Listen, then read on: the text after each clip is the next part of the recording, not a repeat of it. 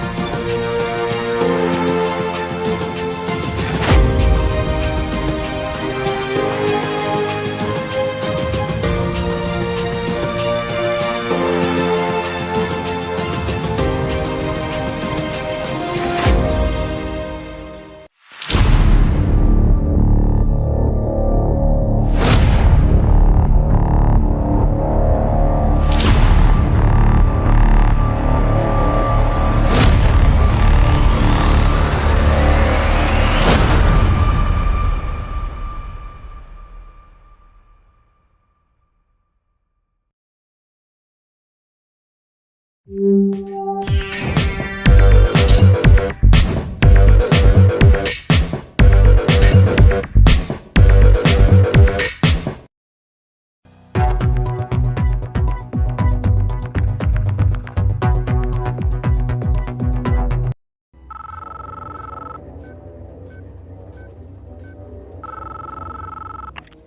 know you're watching.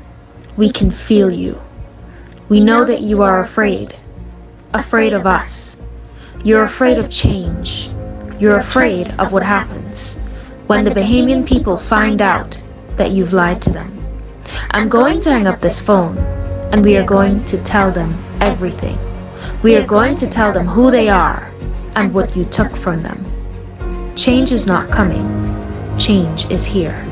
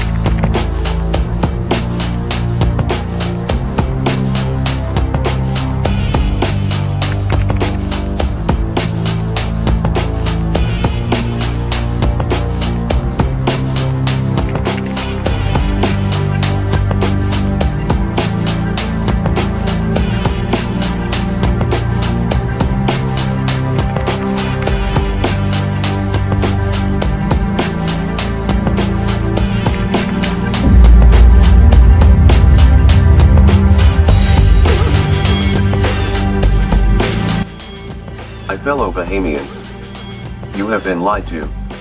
You have been told that you are poor, that you have no wealth and no resources.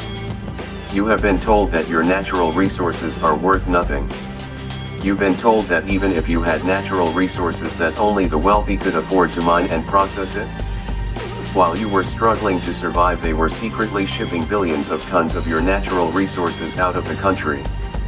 It's time to learn the truth. It's time to end this myth. There is a dangerous cohort called the oligarchs. They have been using your beloved politicians as puppets to do their bidding. To distract you with rallies, handouts and jobs while they ran off with your riches. So the question is, how do you get your resources out of the hands of the oligarchs and into the hands of the Bahamian people? It's easier than you think.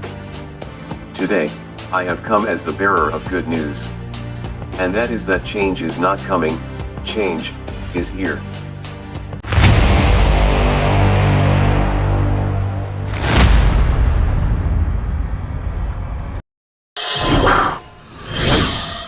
They said we were selling dreams, but now they are planning to pay off our 12 billion national debt with our carbon credits. This is an evil plot to make sure that Bahamians don't benefit directly from our carbon credits. It was the PLP that introduced VAT to pay off the debt. Now they are using the debt excuse to rob us again. $12 billion is $80,000 each for all of our estimated 150k organic Bahamian adults. Bahamians must rise up and end our Westminster, plantation-style, economic apartheid system and build a new Bahamas where the people benefit from the wealth of the land. Wake up, Bahamas. Lincoln Bain.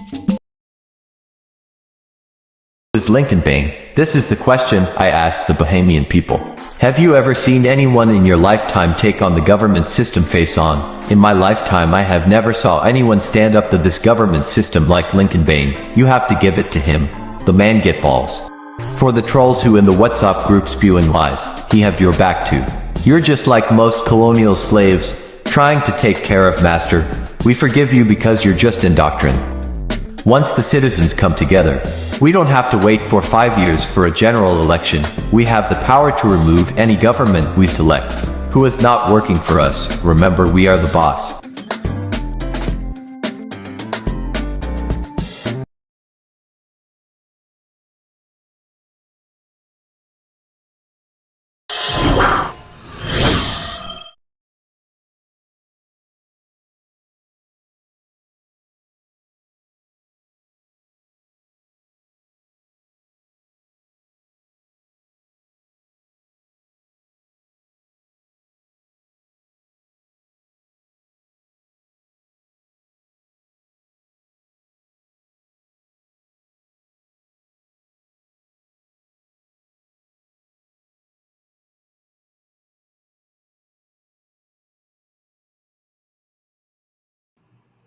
Good afternoon, ladies and gentlemen. Thank you so much to my producers out there around the world who informed me that there was no sound. Thank you so much.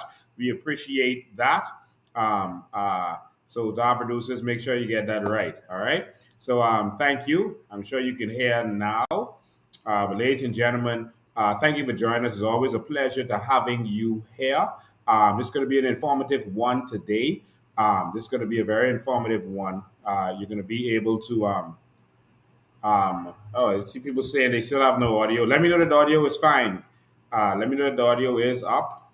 If the audio is back up, let me do a test myself and see. Okay, the sound is there. All right, the sound is there. All right.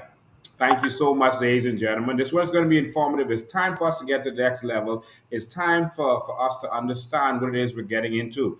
And so, for all this time, they told you that I was selling dreams, that carbon credits was something that was not real, that it couldn't happen. Don't listen to Lincoln. He is selling dreams. But now, all they're talking about is carbon credits. And so, what is carbon credits? We're going to break this down for you. You may not understand, and if you have questions, we'll open up the line. We'll take your text so that we could get your questions and we can make sure the Bahamians understand what they're getting into, and they can see how the government is about to rip them off one more time. They're always trying to do things to make sure that we don't benefit. But we're going to show you some stuff today. We got the carbon credits bill. And what we're going to show you from that carbon credits bill is going to be shocking. And so we need you to share this. We always have the documents. We have the Act, the Carbon Credits Act. We have it. We also have the Sovereign Wealth Fund Act. And we're going to show you that also today. And what you're going to see in that is going to blow your minds. And if this doesn't make you angry, nothing will. The House of Assembly opens up on Wednesday. Not calling for a protest this time, but I'm going to be there. Anyone who wants to come can come. If you want to come and be in the square while the house is going on, you are welcome to be there. But I'm going to go into the House of Assembly. I'm going to sit there. We got to be the watchdogs. We need watchdogs to watch them and see what they're doing in there. I don't trust them. And so we're going to be in there. I'm going to put my presence in that House of Assembly. I'm going to sit in the chambers to listen, to hear if they will attempt to touch any bills, any citizenship bills in this country to go against our constitution. I'm going to be sitting in the chambers. So anyone who wants to join us and wants to be in the square, you are free to do so. I know I said we're not going to have a protest. No, we're not going to have a protest, but we are going to be there to monitor them. The House of Assembly is a public place, just like a court, etc. And so persons are welcome to be there and be around there. And so that's what we're going to do. So please share the word, spread the word, let people know that we're going to be there. I'm going to be in there. I actually made that decision moments ago. But make sure that if you want to be there, you want to witness what's happening, make sure that you are there. I'm going to our House of Assembly, and I'm going to go inside. I'm going to put on my suit and my tie, and I'm going to be in there. All right? And so thank you so much for that. Before we go on, there's a couple of things I want to touch on. And one of them is that we had the death of two music legends, two persons who impacted this country so much in a positive way. And one of them is Mr. Alan Wallace. He's a constituent of Pinewood, but he's a legendary fellow. He's a musician, a well-known musician, and he formed several well-known gospel groups over the years, known for his guitar and his voice and his singing. This gentleman called me into his house when I first decided to run in 2017. And he wanted, he's not a sheep. And he wanted to know, if I vote for you, why am I voting for you? So he invited me into his house with his family, and offered me dinner. It was an amazing dinner. Them people could cook in that house. He wanted to know, why should I vote for you? You know, he wanted me to know that we need something different and we need change in this country. And I just want to thank him for reaching out to me. I want to thank him. And I want to give my deepest, sincerest condolences to all of his family, to his son, AJ, to his daughter, Tashira, and to his wife, Linda, better known as Lindy. To all of you, you have our deepest sympathy. A legend has passed away, but he has had an amazing life and touched so many people with his infectious smile. He reached out to me as a young, novice, new politician. No reason he should have. I didn't come looking for him. He came looking for me and invited me to sit at his table. Thank you, Alan. Thank you, Mr. Wallace. We will always remember you. God bless you. I also want to say rest in peace um, to another legend who actually was one of my mentors who actually impacted my life. You know, people will never know how some people are connected. A lot of people hear me playing the piano, they hear me singing, and doing so many different things. One of the people who impacted me and educated me on this stuff was a very powerful man. He was music. He was professional. He was professionalism. This is Mr. Lee Callender. He is the greatest pianist this country has ever seen. If you see his fingers roll, which you will in a minute, because I'm going to do a tribute to him, he's amazing. It's like he's playing with 10 fingers at the same time. He's a consummate professional and he practices and practices, and he can do it in his sleep. He was also a vocal coach, and a lot of people appreciate my singing. And he was one of the persons who trained me. My initial music teacher in primary school started it all off. But this man was the one who taught me. The same way he taught his wife, Miss Joanne Callender, he taught me. He taught me lessons of being a man. He taught me spiritual principles. This man right here. He was a member of Bahamas Faith Ministries, Dr. Miles Monroe. There's so many talented people that came to that place. He was one of them. He will forever be a Bahamian legend. This man taught me how to sing. He taught me how to have range. A lot of people are amazed, and some people don't know that my range goes from low bass to high soprano. I can sing in any range. And he was the one who showed me how important that was. You can see how he taught his wife, Joanne Callender, and gave her that range. And she can hit all those notes. And so he's the man who helped me get there. I want to thank you, Lee Callender, for all that you've done for me and so many other young people who you have trained. And you've taught the secret of professionalism and the real keys to vocalization, to being a vocalist, and to being a proper pianist with the right form, the right practice, and the right discipline. And thank you, Joanne Callender, for lending us to him for all these years. God bless you, Lee Callender. You are an amazing, humble man. A man who someone could sit down and talk to for hours. Never a negative word from you. Never a negative word. Always uplifting and upliftment. You're one of a kind. God bless you. And we'll see you on the other side. I wanted to take this time for anyone who's never experienced Lee Callender and his talent. I just wanted to take a second, tribute to him, a 3-minute tribute, to let you see this amazing man play. Because of him and his professionalism, I was able to go on tour on the entire East Coast concert piano as a young man. Because of some of the professionalism that taught me, I got to see amazing musicians stand around my piano in amazement of some of the things that I could do.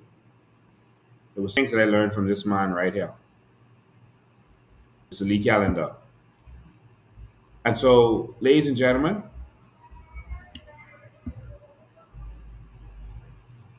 playing this timeless song, What a Wonderful World, I present to you the one, the only Lee Callender.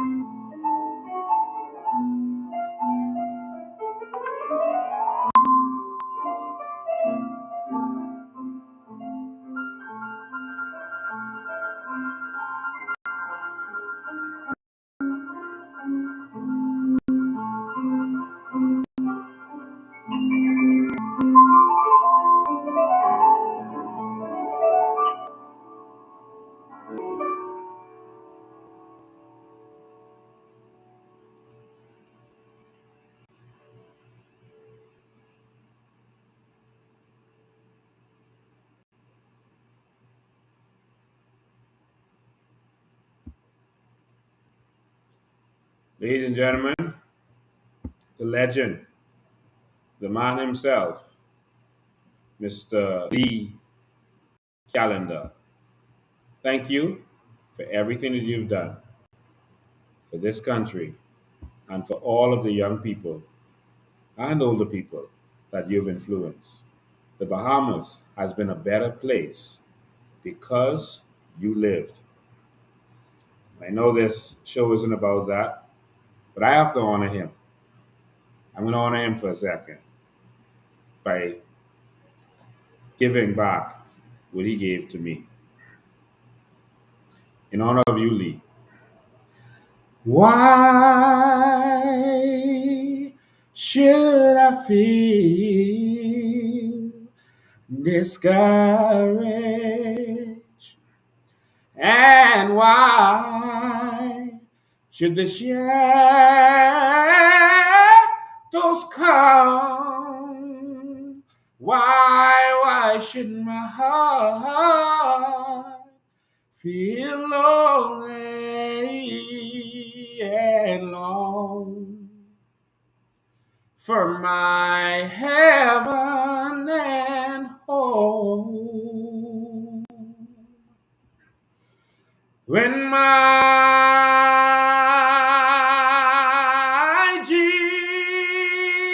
Jesus is my portion, a constant friend is he. His eye is on the sparrow, and I know he watches me. And I sing because I'm happy, and I sing because I'm free. His eye is on the and I know He watches. Oh, He watches.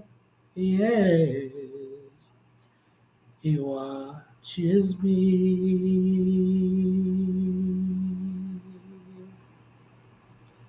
Thank you, Lee. Thank you, Joanne. God bless you. See you on the other side.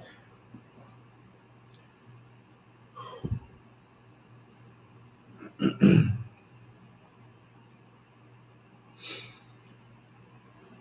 right, ladies and gentlemen, those are some great and amazing men that we have lost, and it seems like almost every day we're losing Bahamians. It's like this death over this nation, but we are here, and we're going to transform this nation, and we're going to take it exactly where it needs to be. We are going to mentor young people, just like these men have done so. And so much of what I've accomplished is because of Lee Callender and what he taught me for the period that he taught me. And so we have to give back. We have to give back. We have a nation to save on behalf of all of those who came before us. Lee might not live to see the new Bahamas, but many of us who he taught and transformed will. Thank you and God bless you.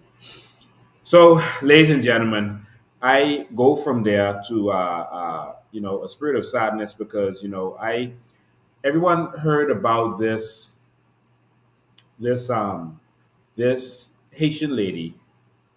She's a Bahamian of Haitian descent. And I call her a patriotic Bahamian because she stood up and she spoke out for what is right. She started to get victimized because Haitians were like, how you could be against Haitians? You're supposed to be a Haitian. Um, and because she spoke the truth. I'm going to play some of what she talked about. I'm going to play some of it. And I'm playing this because she started to receive death threats from immigrants in our country because she is speaking the truth. That our children are in trouble, that Abaco is in trouble, and that if we don't do something, this entire nation is going to be in trouble. I don't know this young lady personally, but I know that what I saw in her is a true patriotic Bahamian. And I will stand with her if I have to take on an army, a legion, because only one country we got and she is right. We have to defend this. The immigrants are now getting more and more bold in our country. Our land is at risk, our future is at risk, our children are at risk, our sovereignty is at risk. We have to do something. And so, ladies and gentlemen, I just want you to hear what this lady had to say. I don't think that she said anything wrong or anything out of the way. I'm going to play two clips for you, and you can make your judgment and your determination on how you feel about what she said.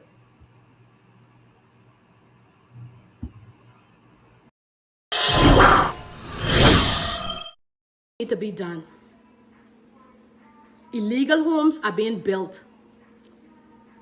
And some of these Haitian people are having kids, and their kids are growing up to be criminals. And I ain't come for all the Haitians, because there are a few good Haitians there.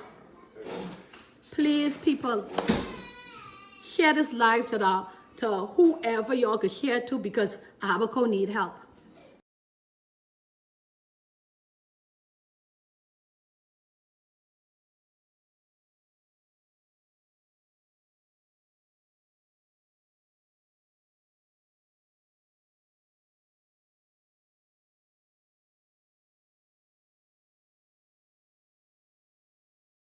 Need help. DNA lost, you won't hear from them no more.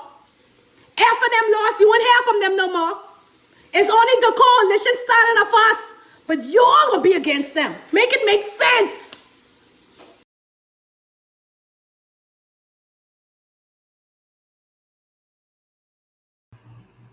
This lady was pouring her heart out because of what she experienced.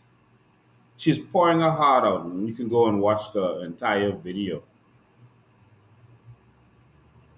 She's pouring her heart out to the Bahamian people. Listen, we got to get it together. She was pouring her heart out to say that, listen, we are in trouble, y'all. That y'all don't know what y'all are in for. Y'all are taking this too lightly.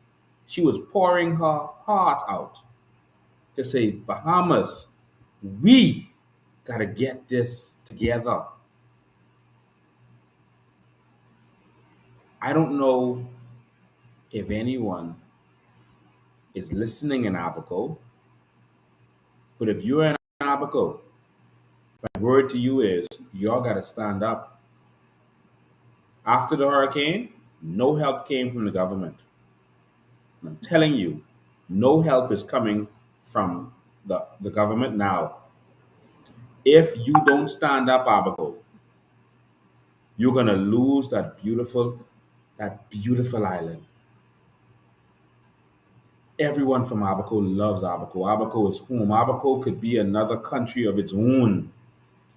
The way it was so amazing and powerful, the way it was so prosperous and beautiful. But now Abaco is under threat because our government has sold themselves. They've sold their soul to the devil. Abaco, you must stand up. You must stand up. What that woman is warning us about is the absolute truth. She's not exaggerating at all. And most of all, she says it. She's of Haitian descent too. We had to just quickly grab this little clip for you that has some more of what she had to say. I want you to listen to her. Listen to her heart. Listen to her genuineness. They've now threatened her life and the life of her family. And so she was advised to stand down and don't say anything because they would kill her. Let me tell you something. I can say this to every single illegal immigrant or legal immigrant in Abaco. If y'all touch one hair on that woman's body, if y'all touch one hair on her children's body, prepare for war. That is a stern warning. If y'all touch that innocent woman because of her voice and her opinion and speaking the truth, let me tell you something. Prepare for all out war. Now, y'all can take that however y'all want, but we will defend our patriots. We will defend our people, and we will defend our land. I will say this to you again. If she is in a car accident, prepare for war. If she has a heart attack, prepare for war. If she is kidnapped, prepare for war. Do not cross the Rubicon. If you cross the line in the sand, prepare for all out war. That woman is a woman of God who believes in her God, and she was speaking truth to what is going on in this country. And while the government, y'all might have the government fix, and y'all might have the government afraid of y'all, there's a remnant of Bahamians who are not afraid, and we will come for you. Don't start nothing that you don't want to finish. Because if you start it, you're going to awaken a sleeping dragon. Bahamians are very passive people until you make us angry. We have two modes, passive mode and monster mode. Y'all don't want to see that. If y'all touch that woman, y'all go awaken the sleeping dragon.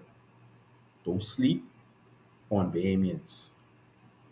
That's all I have to say about that. This is more of what the young lady had to say. This is more of what she had to say. And someone recorded it from a phone or something like that, but that was the best way we could get it quickly. Please see this. I don't care who what. I don't care what. And if I have to go on Eyewitness News for the government to open their eyes and do something, I am going to do that. If I have to be the only Haitian Bahamian to stand up for what is right in this country, I am going to do that. My nephew was targeted and stabbed and almost killed because the Haitian children are against him because his best friend is a Bahamian. Because he refused to be in that gang. Because they feel like you are against us, you are with us, you against us, so we could kill you. His own people, our own people try to kill him. And now y'all inboxing me and say, oh, y'all always want to blame the Haitians? Some of them are the wickedest set of people. Yeah, I said it. They come to the country with all type of witchcraft because they don't believe in God. And now because I have a Haitian last name, because my parents are Haitian, I ain't supposed to be against them, even when they are wrong. Even when they try to kill my nephew, I'm supposed to stand up with them. And I blame a lot of y'all Haitian Bahamians that growing up in Abaco, encouraging this, encouraging the illegal activities and the criminal activities because y'all don't want getting it because it's a touchy situation between Haitians and Bahamian. If you're wrong, you're wrong. Some of them need to go back.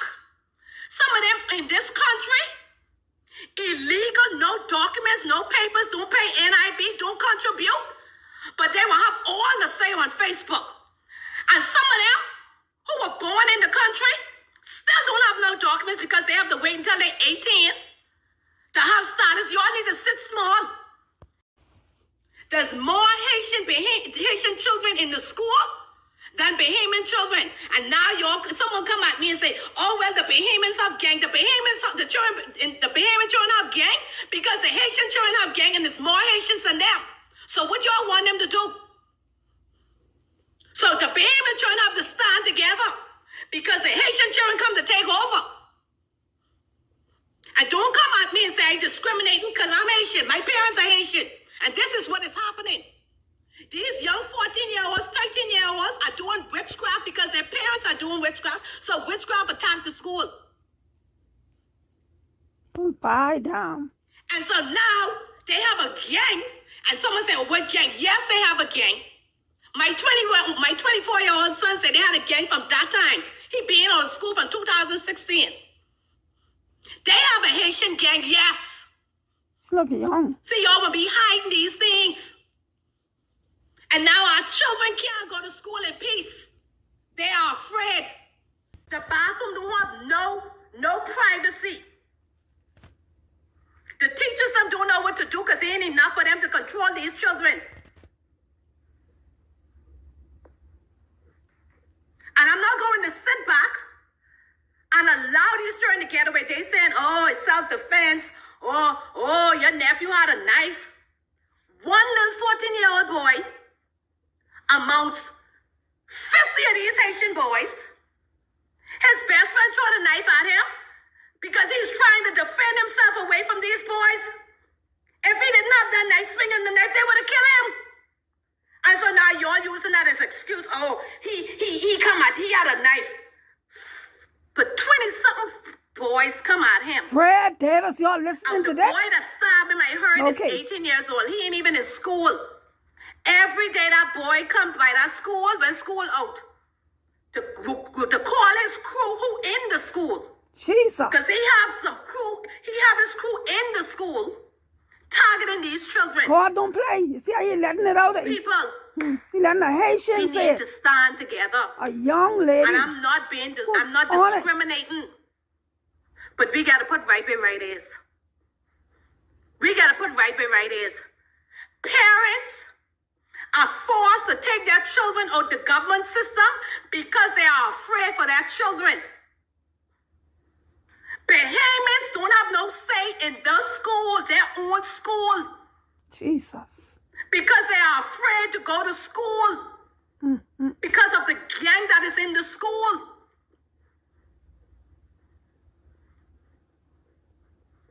Now my nephew was targeted by our own people because he's Haitian. He was targeted by our own people because he refused to join their gang. And so what they are saying, if you're with us, you're against us. He was targeted by his own people because he have Bahamian friends. And y'all will come and say, it ain't like that. You always blaming Haitian. I know. I raised that boy from he was 3 years old. I know what's going on. Jesus. For the past couple of weeks before this incident happened, I've been begging, pleading with my brother to take him out of that school. Because he come to me and say, Annie, I ain't safe. Annie, they trying to gang me. Last week he was gang. His own people gang him. My God. You know, Bahamian children. And so when I came on Facebook and say the Haitian children, I meant saying the Haitian children because there wasn't no Bahamian kids that attacked him. It was about 50 Haitian children that attacked their own children because there wasn't no Bahamian kids that attacked him. It was about 50 Haitian children that attacked their own. And so yes, I've said Haitians because that's who they are.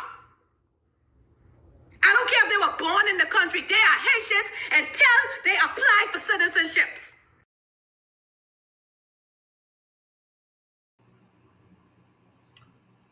Ladies and gentlemen, I'm going to the House of Assembly on Wednesday. I have to have a word with Brave. I have to stop him and have a friendly word with him to let him know enough is enough.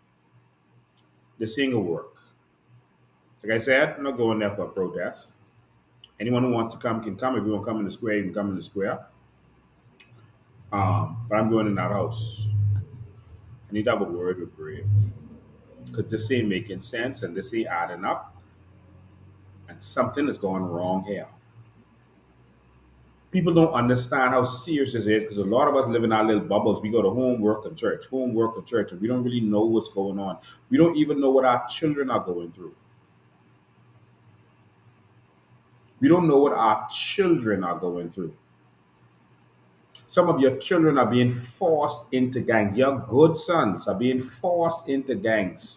I remember when I was growing up in Pinewood Gardens, it was a rough area. I used to go to school at Princeville, so I used to walk to school a lot of times. And that area was rebellions. The Pinewood area was the dogs. And so me to walk to school, they know I'm from this area. So when they come there, automatically that's a problem. I don't have no protection. If you want protection, you might as well join the gang. So what's happening to the children now that she's talking about is the Haitian gang is now telling the boys, because they like to get them from early. You know, they want to get you from early for several different reasons. You can't really go to big jail if you do some stuff when you're young. They get them in from young because now you know this isn't any undercover police or anything you're dealing with. They grew up in the system and they target persons from young. And so these Haitian gangs are now targeting these boys of Haitian descent. And someone says swamp of dogs. Yes, that's what we were. And these Haitian these Haitian gangs are now targeting these young men early. And if you don't join them, you get attacked from them. And so it's like you might as well join because if you don't join, the other gang will beat you up and this gang is going to beat you up. So some of your children are going through terror and the parents don't even understand. The parents can't do nothing for you because what you can do, you can't go to the police. You got to go to school. After you've already snitched and gone to the police, how do you survive in school? How do you go back to that school? Your parents can't afford to put you in private school. What are you going to do? Many young men secretly join gangs for survival. I know about that. I've seen it. I've seen good, innocent young men turn into monsters on these streets. And I can tell when they transform. In those days, they were fight, rock, and bottle, breaking up a bus here and there. Today, there's machine guns, there's killing, there's murder. It's serious today. There's a serious drug ring that goes from Colombia to Haiti to Bahamas and Turks and Caicos to Miami. There's big money involved in this now. Big money. I'm going to show you a video now, and I'm showing you this because this is important. And so there's going to be some language in this. Please forgive me, but I have to show you what is really going on. We have to be real. You have to understand what is going on in this country. Please don't judge me. There's some strong language in this. But if you don't see this now, you're going to see it later. If you don't see this now, you're going to feel it later. I need the Bahamas to see this because this is the only way that we're going to let our politicians see that enough is enough. We can't handle this. And I was saying this to you, your children cannot handle the war that is to come. These people are serious. I'm not talking about all Haitians. They are good Haitians, just like that young lady. But it's the bad ones who are being entertained and let in. They're coming in. The bad is coming in with the good. And we got to get this in control. Otherwise, it's going to be a war on our hands that we can avoid now by closing the door.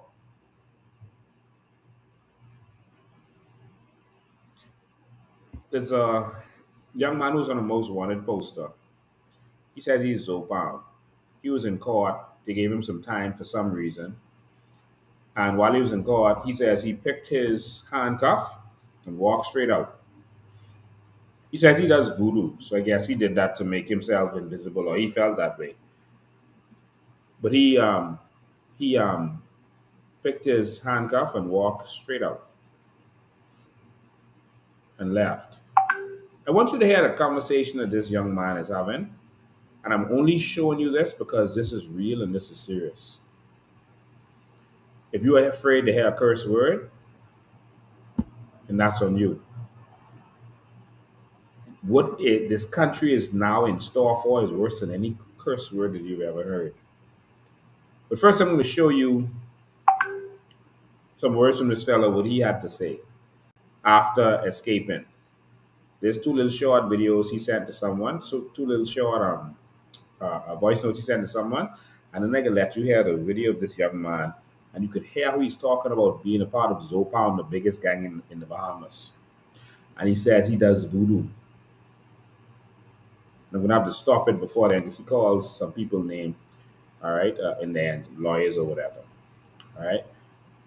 So in case that missing play for some reason, I don't take anything by that. You shouldn't take anything by that.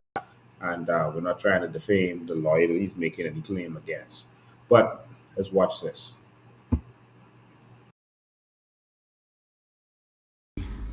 Oh no, Mr. Evans gave me 15 months yesterday. Huh? Damn boss, but on the nose how I get a bobby pin and take my handcuffs off and walk through number 10 and fucking walk through court when after 4 or 5 o'clock when court was closed. Hey. They ain't post that, why they ain't post that? But they posting every time I shoot up somewhere or you know what they saying? I ain't shoot up that boy place to go to jail. I tell him he ain't fair for his life. I talk to that boy every day. I can fuck that cord right up, boy. So he's threatened the courts of this Bahamas, and so we're going to see what happens to him. But of course, he's Haitian. Nothing is going to happen to him. We had a Haitian young man before when they were doing demolition said he's going to start killing Bahamians. He said there's more of them than us. Remember that? That was around 2014 or so. He said it was more of them than us. And they're going to start giving Bahamians Colombian neckties. They took him in for custody, and then he came out smiling. They gave him some Kentucky, and then came out smiling. It was a joke. Watch what else he had to say. Ferguson come to court for my. All right. I don't remember what he said there. What he called Bajon Ferguson's name. That's an attorney, and so I know Bajon Ferguson to be a good fella. So I don't know what he is saying, and that's that. Ferguson come to court for my next court day. That Y'all gonna know what's going on in that court. Y'all gonna see what's going on, bro. Y'all can afford about what? Hey, they's looking for Monster, they don't find Monster. They's looking for Geo, they ain't find Geo. Who the fuck you think they can find me? I got all these guns. And they know that.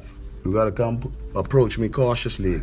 So, Haitians all over Nassau illegally. I get them guns now. What the fuck? I bigger than the police force. You forget it. Says he's bigger than the police force. He got all these Haitians and he got all these guns. He seemed to be intrigued by being on the news. They talk more when I do this and that on the news, but they wouldn't say how I escaped from the court.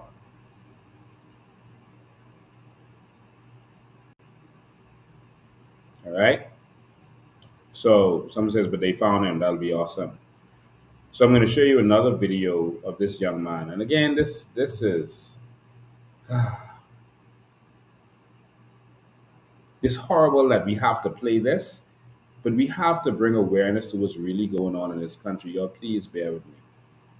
I wouldn't normally play stuff like this, but Bahamians are asleep while our politicians are selling us out. I am telling you that your children are not ready for this war that is to come. Please excuse the language. Excuse anything that he may say. I don't endorse anything that he has to say or any name that he might call. We're not interested in that.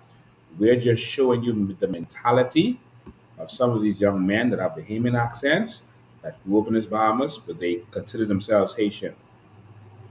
We must sensitize our people to what is really going on.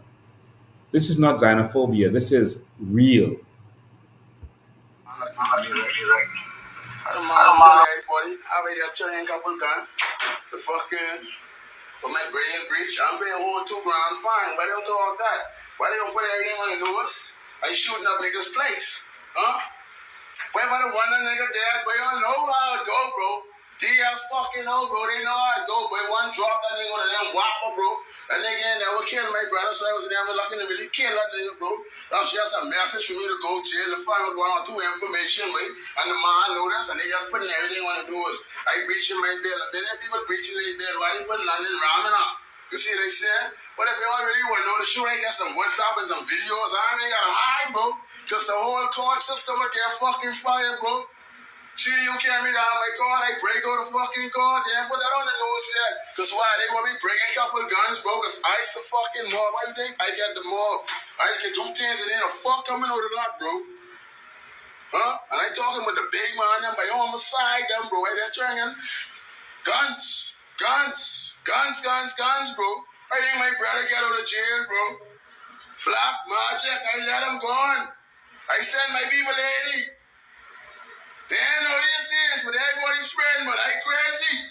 My brother home, but 5 years, but 6 years, he been in jail, but you don't play me. But if you only ever come around me, you want to sit there and stick say, yeah, boy.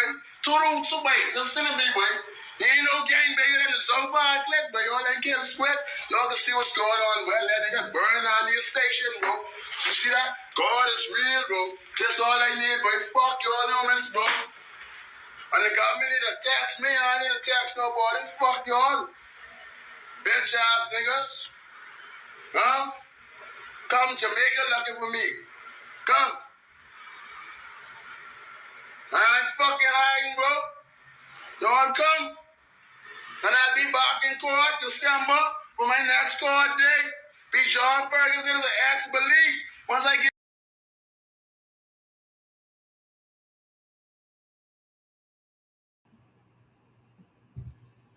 I can't play any more of that. There's a lot more of that he had to say. But he talked about his Pound and he talked about black magic and how he got his brother out and he showed the Bible. You know, they like to use the Psalms and his book, whatever book that was. But ladies and gentlemen, something serious is going on here. And like I said, your children ain't ready for this war that's to come. We got to stand up now. Like I said, I'm going to the House of Assembly. You all read between the lines. I'm going to the House of Assembly on Wednesday. want to come. But I could be there. I'm going in the House of Assembly peacefully. I ain't got nothing bad to do or nothing bad to say. I'm going in there to sit down and observe and listen to see what they're going to do as it relates to the citizenship bill.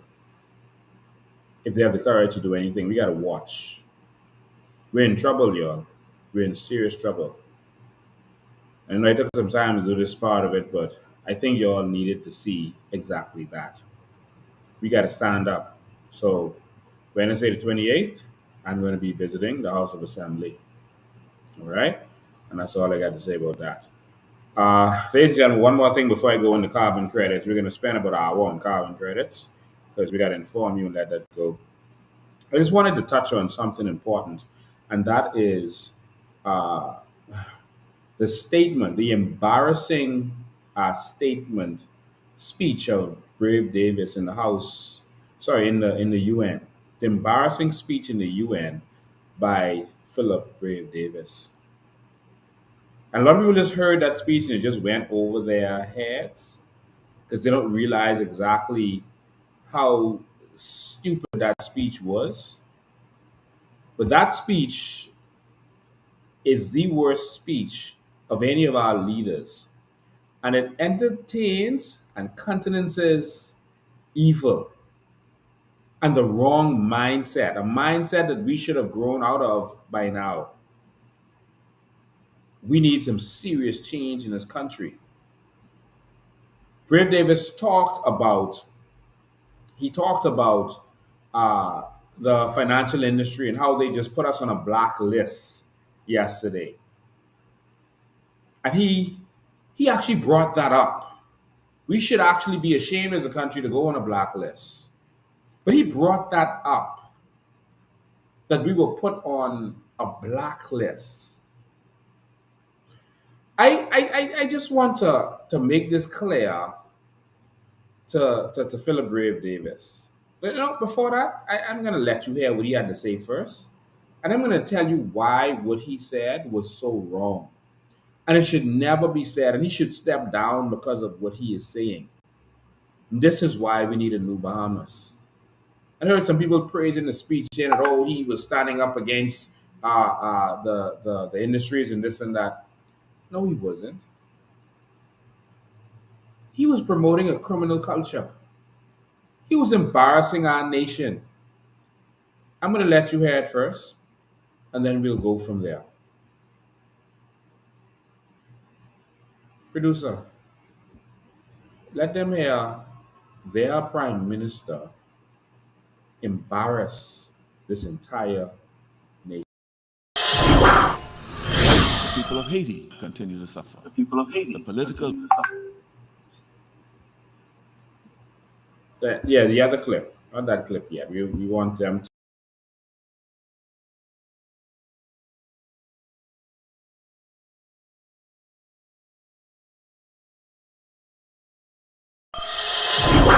Mr. President, it's time for a new resolve and new cooperation.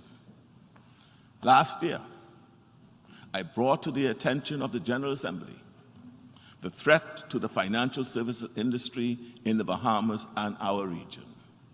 I said then, financial services is a crucial component of the Bahamian economy.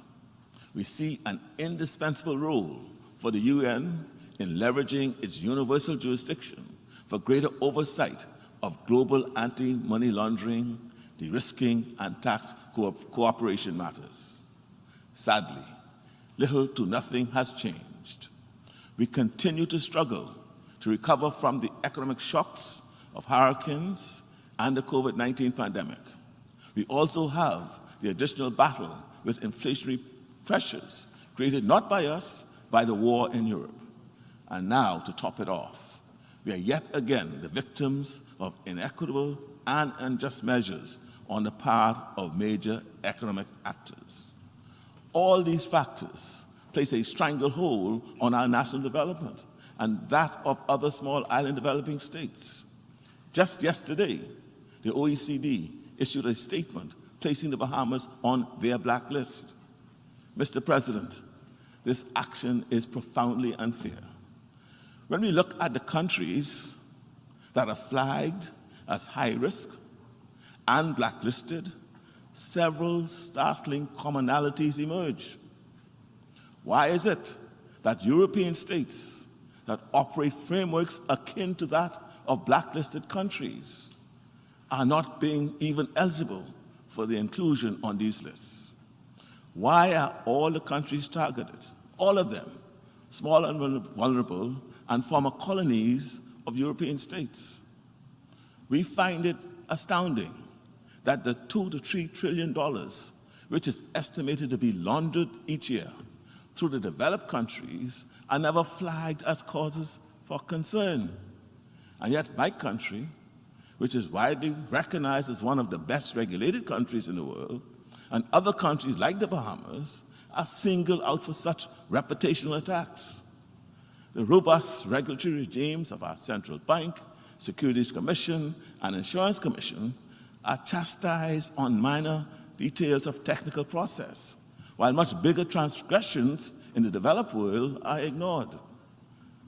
The evidence is mounting that the considerations behind these decisions have less to do with compliance and more to do with the darker issues of prejudged discriminatory perceptions. Let me submit, Black governed countries also matter. Mr. President,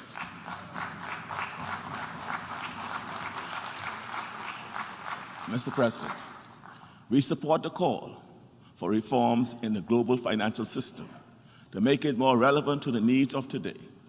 But those reforms need ambition. They need to go beyond the incremental, and they need to apply to all. For example, the community of international financial institutions are in a position to forgive the debt incurred by the economic shutdowns during the COVID-19 pandemic, and they should do so.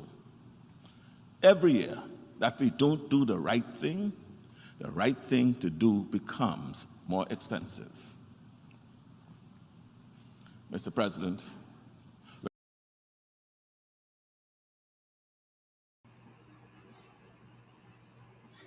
Ladies and gentlemen, I don't know if you heard what I heard.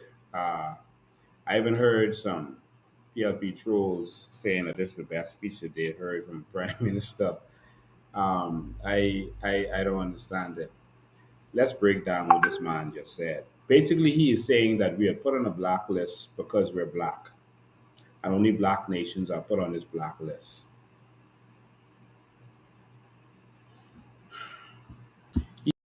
He is saying that financial transactions are not flagged in European nations. What I want Brave Davis to do, try to make a transaction in Europe and see what happens then. Try to make a transaction that is not justifiable, that is not a regular part of business, that you have no accounting or accountability for, and see what happens. Get flagged. They will not only flag you, they will come for you. Let me break this down for y'all because I promise to always show you when our politicians are doing what is wrong. What's happening here is that this is now the Bahamas, all of y'all encouraging, because y'all let him do it, encouraging criminality. The pirate culture of the Bahamas continues with his speeches. The aiding and abetting of drug dealers, etc., continues with this speech. I'll tell you how now. We are put on the blacklist for a reason. It is not because we are black. The first part, reason we're put on the blacklist is because there's a serious issue around the world with tax evaders and criminals and terrorists moving money around. And they're trying to control that. Tax evaders, criminals who are trying to hide money, and terrorists. And they're trying to control it around the world. Brave Davis, as leader of our nation, you know that. And for you to come out representing our country, but representing your criminal culture that you are used to, you have embarrassed our nation. And yes, you are correct. It's mostly non-white, not black. Mostly non-white countries, because there's Latino countries and Hispanic countries is also on the list. There's American territories that are on the list, like Guam, and other countries. There's British countries that are on the territories that are on the list. Gibraltar, Bermuda, Cayman. Okay, and these are British nations. Okay, and so yes, there are mostly non-white countries on there. I give you that. But it's because most of our countries have a corruption culture. And it is the wealthy from these countries that use our corrupt governments to hide their money from their criminal actions or to hide their taxes. And they're hiding it in our country because it's easier to bribe our politicians because there's no ramification for bribing our politicians. That is why it's mostly our nations. And we should want to change that culture, Mr. Prime Minister. It is governments like yours and those that preceded, where if a politician does something wrong, nothing happens.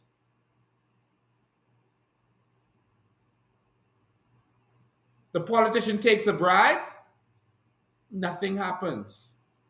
And that is why most of these are tax havens. We are put on the list for a reason, and it's not because we are black. Your statement is wrong. It is because of the activities that happen in this country, and you know it goes on in this country. You spent a whole career defending these kinds of activities, defending 90 and others. The 100 million that they said you stole from the Whitefish brothers. What do you think the Whitefish brothers was doing? They were moving their money around.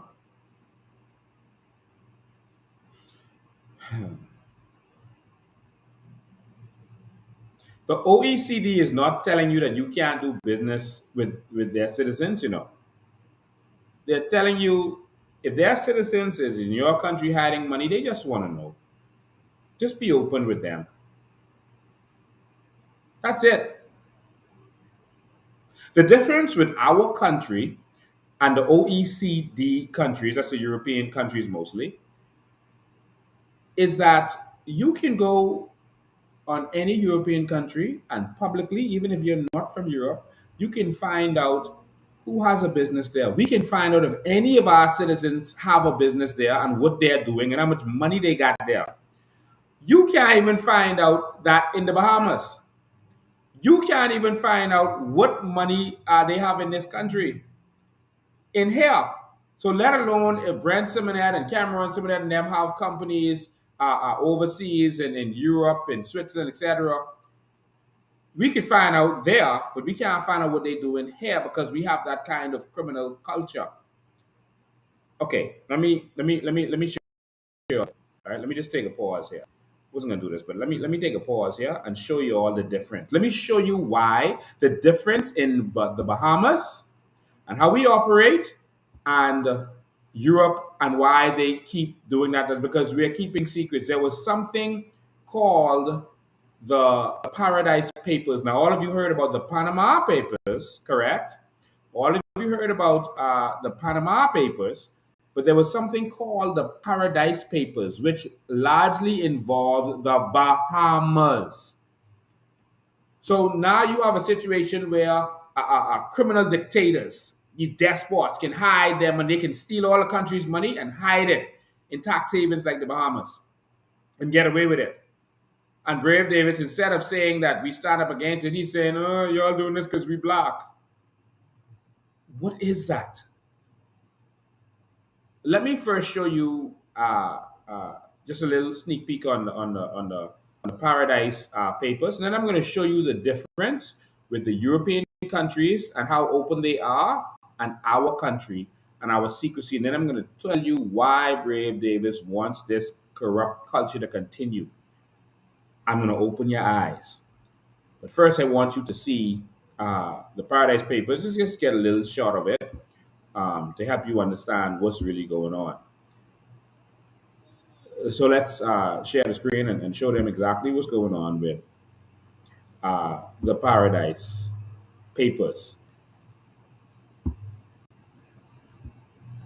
From the people who brought you the Panama Papers. It's not been a great week. It's almost like being accused of something.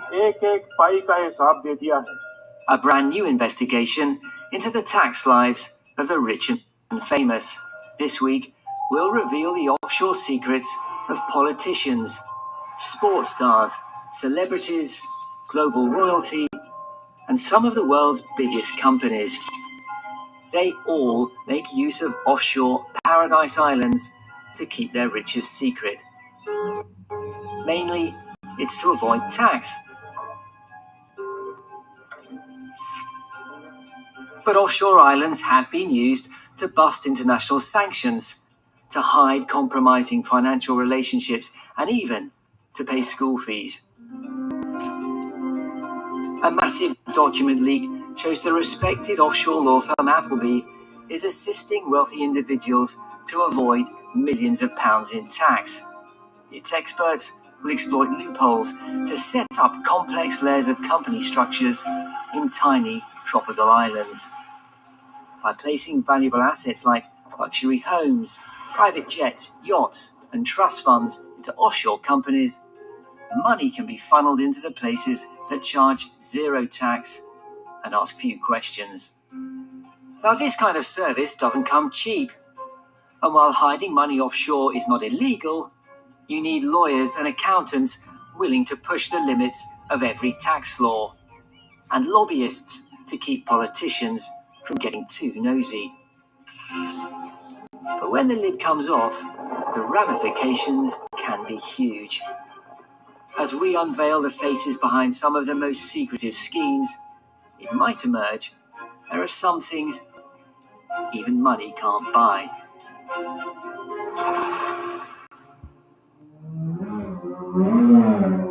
And so that is the Paradise. That's just a little preview of the Paradise Papers, and it shows you what's really going on. They talked about lobbyists. That's the people that just pay off government ministers. They get paid to pay off government ministers to keep things undercover and keep things going the way they are. That's really who they are. Now, I want you to watch this. All right, watch how simple it is to find out, to see open and transparency. I'll use England as an example, and we could use Spain and France and all of them, but we don't really speak their language. So I wanted to show you in English exactly, what the deal is. So I'm going to go to the British archives and show you how easy it is. Even if a Bahamian has a business or whatever over there, you can see exactly what they're doing. You can see how much money they have. You can see how much money they're making because there's actual disclosures. All right. So watch. Let me share this with you. I want to do this in front of you so that you can see how easy this is. And this is the difference. So all they're saying is, listen, make it open, make it transparent, show us what's going on. But these governments like Brave Davis, they don't even give us Freedom of Information Act. They don't want to tell their own people what's going on. And there's a reason. I'm going to show you that reason in a minute. Just stay tuned. But see here, you can do a search. Let's see. Who I want to search for? Who you want to search for? Who do we search for? Okay. Brent Simonet. Brent Simonet. So, for example, that's Simonet T. Brent Simonet, for example. All right. Andrew Brent Simonet. Okay, so let's look in there, and you can see companies, you can see whatever. Here it is. So Andrew Brent Simonet. This is his son actually, and you can see. Oh, what is this? Bahama Hot Mix Construction International, UK Limited. Oh, they have a company. Hot Mix has a company that's actually see, Andrew Brent Simonet is Bahamian. This is in the British archives. You can see whatever. Country residence, Bahamas. Occupation, businessman. Ah, okay. So let's look. BHM construction. That's Bahama Hot Mix. Let's click on that. All right, here we go. All right, say UK.com. All right, so you can just see where we are. All right. Here we go. Company number, so and so, Bahama Hot Mix, etc., etc. And so look. Wow. See it here? Nature of business, construction of roads and motorways, construction of bridges and tunnels, construction of, oh, we can see exactly what they're doing. We can also see the people involved in this. We can see all the people who have shares in this. The people who have shares. Here we go. Yeah, look. What's that? So Andrews, this Bethels, that's the Bethels is some of the rich families from the Bahamas. Peter Andrews, see, Bahamian. Uh, Bethel, Bahamian. Anthony Myers, oh, you know that name. British slash Bahamian. I don't know how you could be British and Bahamian, but he recently changed this. He had it as British first, and then he switched it to British slash Bahamians after we did our documentary. Saeed, this one does all their stuff. See, Ibrahim Saidi, he does all their accounting stuff. And there's Andrew Brent Simonet, see, Bahamas, Bahamian, whatever. Saidi is British and lives in the Bahamas, etc. And then, cool, Craig Simonet, that's Brent Simonet brother. All right. So what you do is you put stuff in your son name or you put it in the company name, and that's how they operate to keep them out there because that's how they work. And you can see all of their filing histories, everything that they've ever filed is right there. So you can see the difference and you can see why they put us on a blacklist because we have a secrecy kind of situation that encourages criminality, terrorism, etc. All right, so see, the director details change, Roland Craig Simonet, confirmation statement. You can look at all these documents. All right, who wants to see? Who wants to see the money? Anyone want to see the money? Okay, let's see the money. Let's see the money. Bahama Hot Mix. All right. So here we go. Let's go straight down. All right. Let's see the bottom line, man. Let's see the bottom line. Hold on. Where's the money? So, Betcha Saidi signed on this. Yep. Abraham Sahidi signed on this. And see here, they're saying $3 million here. All right, I can show you some other documents. But what you do in these kind of events is you have several companies and you have one company paid to the other company, so it looks like the company isn't making profit, so you don't have to pay taxes, et cetera, et cetera. That's some of the things that people do. I ain't saying this is what they're doing, but that's some of the things that people do. All right, let me go to another one. And you see how open and transparent this is? When they operate in these other countries, that's how they operate. But why in the Bahamas everything must be kept secret? I'm going to show you in a minute. All right, I'm going to show you in a minute. And so the one, let me see. Here's another one. They filed the money stuff. See here? So all the money stuff is here. All the money stuff is right here. So all the millions that's being made is right here. And so they can't hide this. It's right there. And so it's right there for anyone to see. Let's look at another one. All right, full. Here we go. Yeah, good. Let's look at this one. So again, all of what they made, the accounting, they have to account to the public and say what exactly is going on. All right. So all of the money is right here. I saw one a minute ago that had like $14 million on it. All right. But anyway, we won't go into all of that. I'll just leave that there for now. I'm just trying to show you how easy it is. So, for example, let's go. Where are we? Let's say let's call a lawyer, Wayne Monroe. All right, Wayne Monroe. There's no way he's dealing in the UK. Oh my God, Wayne Monroe. Hold on. Monroe Property Services. Hold on. Let's go. Wayne Monroe. Let's click on it. Wayne Monroe. Come on. Why my computer freezing up now? Come on. Oh, is my computer under attack? Come on. Y'all don't do that. Come on, Wayne. Let the people see, man. Wayne, don't do that. Come on. Okay, Wayne Monroe. Let's go. There you go. Thank you, Wayne. Here we go. So SFP metals, etc. and you can see who all is involved with it. You can see all the company information, overview, what they sell, et cetera, et cetera. You can see all the documents. I just wanted you to see this. All right. So I just wanted to quickly go through that. And you can put other names and experiment and see exactly what is what. But the difference with that is that what they're saying is in the Bahamas, persons go there who should be paying taxes and they hide their money so they don't pay taxes. Also, persons involved with crime and criminality, they go to the Bahamas and they hide their funds and no one knows what's going on. But these countries that are judging you and these countries that are not being blacklisted is because they have an open transparency type of system. All right, those aren't public companies; those are private companies, and they account and they put out there how much money they're making. You can see. I could show you their bank accounts. I could show you all of that. All right, that is the difference. And so it makes it difficult to have criminal activities. It's not because you are black. But I will tell you why. I will tell you why it is that Brave Davis and want this culture to continue. And it's very simple. All right, it's very simple.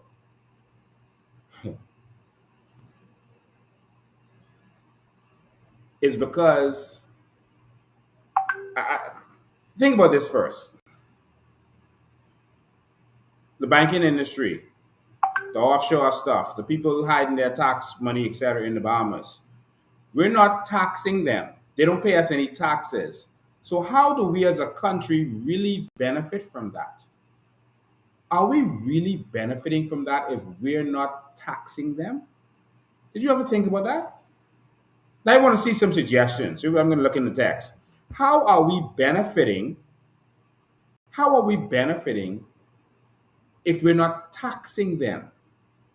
How does it benefit us as a nation if they don't really pay taxes? If all these trillions of dollars can come to the Bahamas and not a piece of tax goes on it, how are we really benefiting from that? Are we really benefiting from that? Let me see what some of you all have to say. I'm going to watch the text. I know it's going to take a couple of minutes for it to start coming through. How are we benefiting? And are we benefiting from that? Someone says goodwill. We're not taxing them. Someone says we're not benefiting. Esther says we're not benefiting. Yeah, what do y'all have to say? Y'all talk to me. Talk to me. Let's have a conversation here. All right, let's have a conversation. Are we benefiting? How are we benefiting? How are we benefiting? All right. So we're not taxing them. So what's the deal? Someone says we ain't benefiting, the politicians benefiting. Smart person. I see Shad actually gave a comment before that. Yes. See, listen, Bahamians are moving to the next level. They can't trick us like they tricked our grandfathers. Let me tell you how. Let me tell you who is benefiting. You saw what the clip that I played said. Lawyers and accountants. So like bankers like what's his name? Orville Turngress, Tommy Turngress, them, Wayne Monroe, them lawyers, Brave Davis and them lawyers. They benefit because these persons, when they come to open a company here, they gotta get Bahamians to be directors, etc. And they normally get these corrupt politicians and they normally get these lawyers and stuff. And then they get pastors to be directors, etc. And so they are benefiting. That's why they want this culture. All right. The who's who in this country is benefiting. They are getting their little handouts from this. They are making money from this. You see, Brave's wife sued for some money that she was supposed to get paid. All right. And sued Brave's company for money she's supposed to get paid. Huh? That's who's making the money. So we're not benefiting from the criminals bringing money here, from the tax evaders bringing money here, from the terrorists bringing their money here, from the counterfeiters bringing their money here. We're not benefiting from that. But instead of Brave trying to find a way to get rid of this culture, He is up there making it seem, making it seem like it's only because we are black that we are blacklisted. Now, it is clear that, like I said, more black countries are blacklisted. But it's because we have the corrupt culture that will accept this kind of thing. And it's because the who is benefiting from it, why they want it to continue. So for that man to stand up and make it sound like he's making some righteous statement, no, no, no, no. Be righteous and tell the terrorists that you will not allow their money in our country, the tax evaders that you will not allow their money. That's when you're brave. Stand up and saying, "Oh, y'all doing this because we black," and then saying y'all doing it too, saying that some of the white nations is do it too, and they ain't blacklisting them. It doesn't matter if they're doing it too. Now, let me show you the difference in the thinking of the new Bahamas and the old Bahamas. Here's the difference. The difference in the thinking of the new Bahamas is we're not going to be sitting around waiting for rich white people to come and give us some crumbs by forming companies for them. We're going to benefit from our natural resources. That is what we're going to do. We're going to benefit from our natural resources. So we don't have to go around begging. We don't have to be sitting around waiting for a rich person. The same people you say in these white nations that come here, you're sitting around waiting for the rich white people to come to you and say, "Hey, form one company for me. Put your name on it, so you take any of the heat. You be a director, so I could hide my money." No, we will own our natural resources. We will empower Bahamians so we don't have to go around begging. We don't have to be a tax haven anymore. Because guess what? We are going to empower Bahamians to open up businesses overseas. And we want to be able to see what they're doing because we're going to partner with them and we want to make sure what they say they're making so we get our piece of it. It's a different thinking. We want Bahamians to open up resorts in Jamaica. And we want to fund that with our sovereign wealth fund. We want Bahamians to open up resorts and businesses in America, in Europe, and we want to know what's going on. Mamas, we got to change our thinking. This old way of thinking, this ain't a work moving forward. Man. We got to change our thinking. So I just wanted to get straight for y'all. All right? And so this is a little bit more complex on all of the reasons why they put us on blacklists. You know, they see us as competition for businesses opening up, and they say that we have low taxes, they have higher taxes. There's a reason they have higher taxes, and that's because they have a serious debt level that came, you know, all the way back from the world wars, etc. And they have a lot of social programs now, and so they have a higher tax rate, and they feel like you're having, you know, your competition for them if you have low tax rate and companies are going to open in your country. And so it's a lot more that we have to have a whole separate show to talk about this, but that's really how it works. All right. But we need a prime minister who's not going to go up there talking this nonsense about you just do it too. This is the same kind of culture we have with the PLP and the FNM. Whenever you identify something the FNM doing wrong, they say, "Oh, the PLPs do it too." So they don't say that, okay, that's wrong. We'll see how we could change it. We'll do some things to change this moving forward. They say, "Oh, the PLP is do it, so don't say that to me."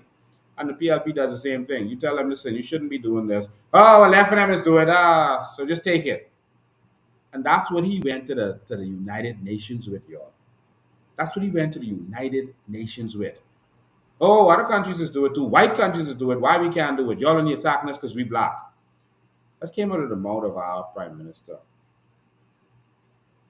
Now I'm gonna be positive and think that because he don't write his speeches, he just reads the speech whatever they put in front of him. And I'm gonna assume because people are saying, "Oh, good speech, Prime Minister, good speech." He didn't write that speech. Someone just gave him the speech and he read it. He's reading off of a paper, making a lot of mistakes doing it. He's reading off a teleprompter. Sorry, that's why he's turning this way and this way. That's how they have the teleprompter stage in front of him. So you see him keep turning this way and turning this way because that's the two teleprompters in front of him. So he's just reading off a piece of paper. The minute I saw that on a piece of paper, I would have said, no, no, no, no, no. this off. This is what we need to say. So I just wanted to get that straight and get that out there. We need real change and we need to make sense in this country. So I'm going to move on now to something else. Last thing with Brave, and then I'm going to talk a little bit about carbon credits. All right, and and I'm sorry it took so long on this stuff, but I had to get that out there. All right. Some says he barely could read either. Yeah. Brave Davis went to the UN after coming from the UK, and I wanted you to see the difference, all right? Because he really made a fool of himself when he went to meet the king.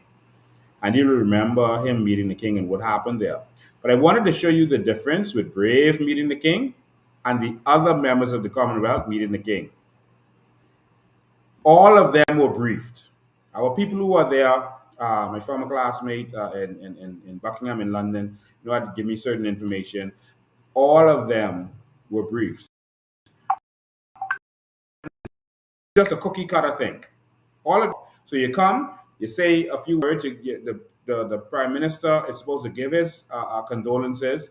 The king said the same thing over and over. Oh, it's good to be had up for 70 years. That's how we ended it every time. They just exchange the same thing. Everyone had a script, and then you walk over, you sit down, you take a picture, and then you get up and you leave. All of them had, as simple as that was, Brave couldn't do that. Brave went there, grabbed the man, put his hand on him, and started talking. Brave literally started talking. You know what Brave was talking about? He was telling Brave the good time he had in Nassau with somebody. I couldn't hear the name. He was telling him about how they had a good time in Nassau. And so the king responded to him, oh, you're going to see them. There's an event tonight. You're going to see them at that event. And he said some nonsense, and he laughed. And so to not insult him, I guess the king laughed a little bit too. But everyone came, gave their condolences professionally, and Brave come there talking some looseness, but the good time that they had in Nassau. Him and someone else. And then instead of walking over to the chair, he posed. This is y'all Prime Minister. Watch this. Watch everyone else. Listen to everyone else. And then watch Uncle Ben.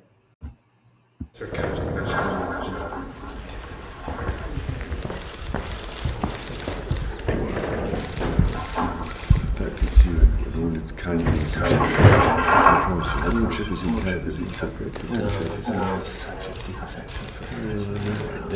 all these years, we were lucky to have a percent. So you heard him giving condolences, and he's saying after all these years, and say we were lucky to have her for 70 years, and then watch now.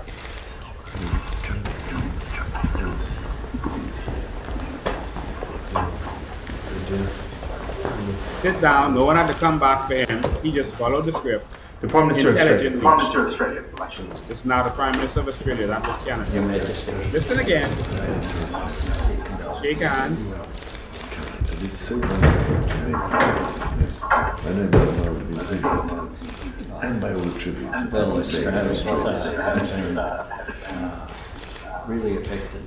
And yeah, that sense of grief, but also gratefulness for 70 years of service. I know, and thank God we have 70 years. That's the great thing to remember.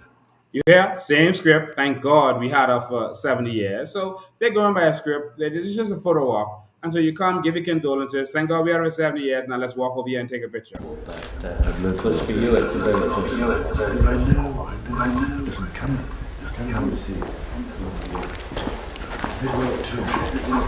I'm okay. Sit down intelligently. Prime Minister of New Zealand. This is the Prime Minister of New Zealand.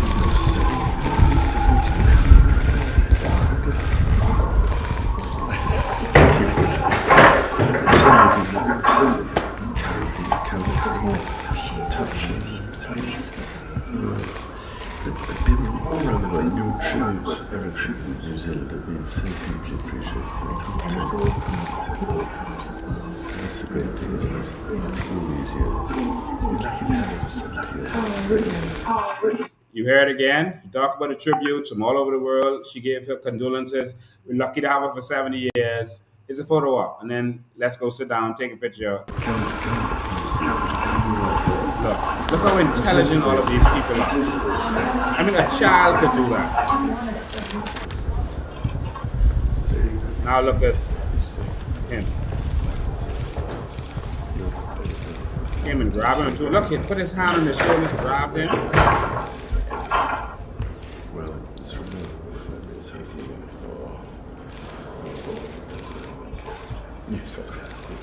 you did, and that's all you did. Yeah, he's telling about how he had a good time in Nassau with whoever the person is. I couldn't hear what he said. But he said, "You did?" He said, yeah, Nassau. You know, he's trying to be polite. Everyone came to give him condolences. This man come talking about how he had a good time in Nassau with so and so.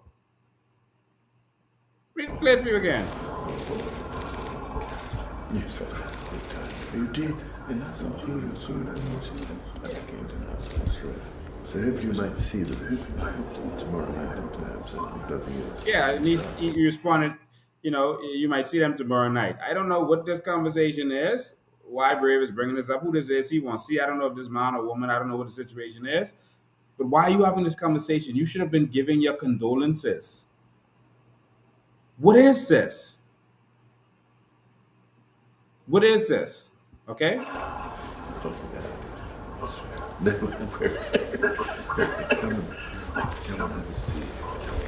Look here. Come. Look at that. Look, Jesus. Come have a seat. Look at it. Look. Oh my God.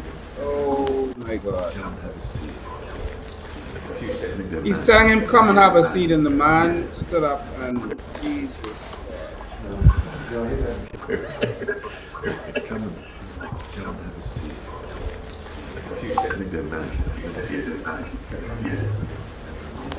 Everyone else, Prime Minister, understood what come and have a seat means. The Prime Minister of Jamaica, you mentioned. It's the Prime Minister of Jamaica. Alright, same thing. Shook his hand. Sensible conversation. Alright, standing up, giving his condolences. You know, talking about her. She was a wonderful person. She meant a lot to Jamaica. Love and respect for her.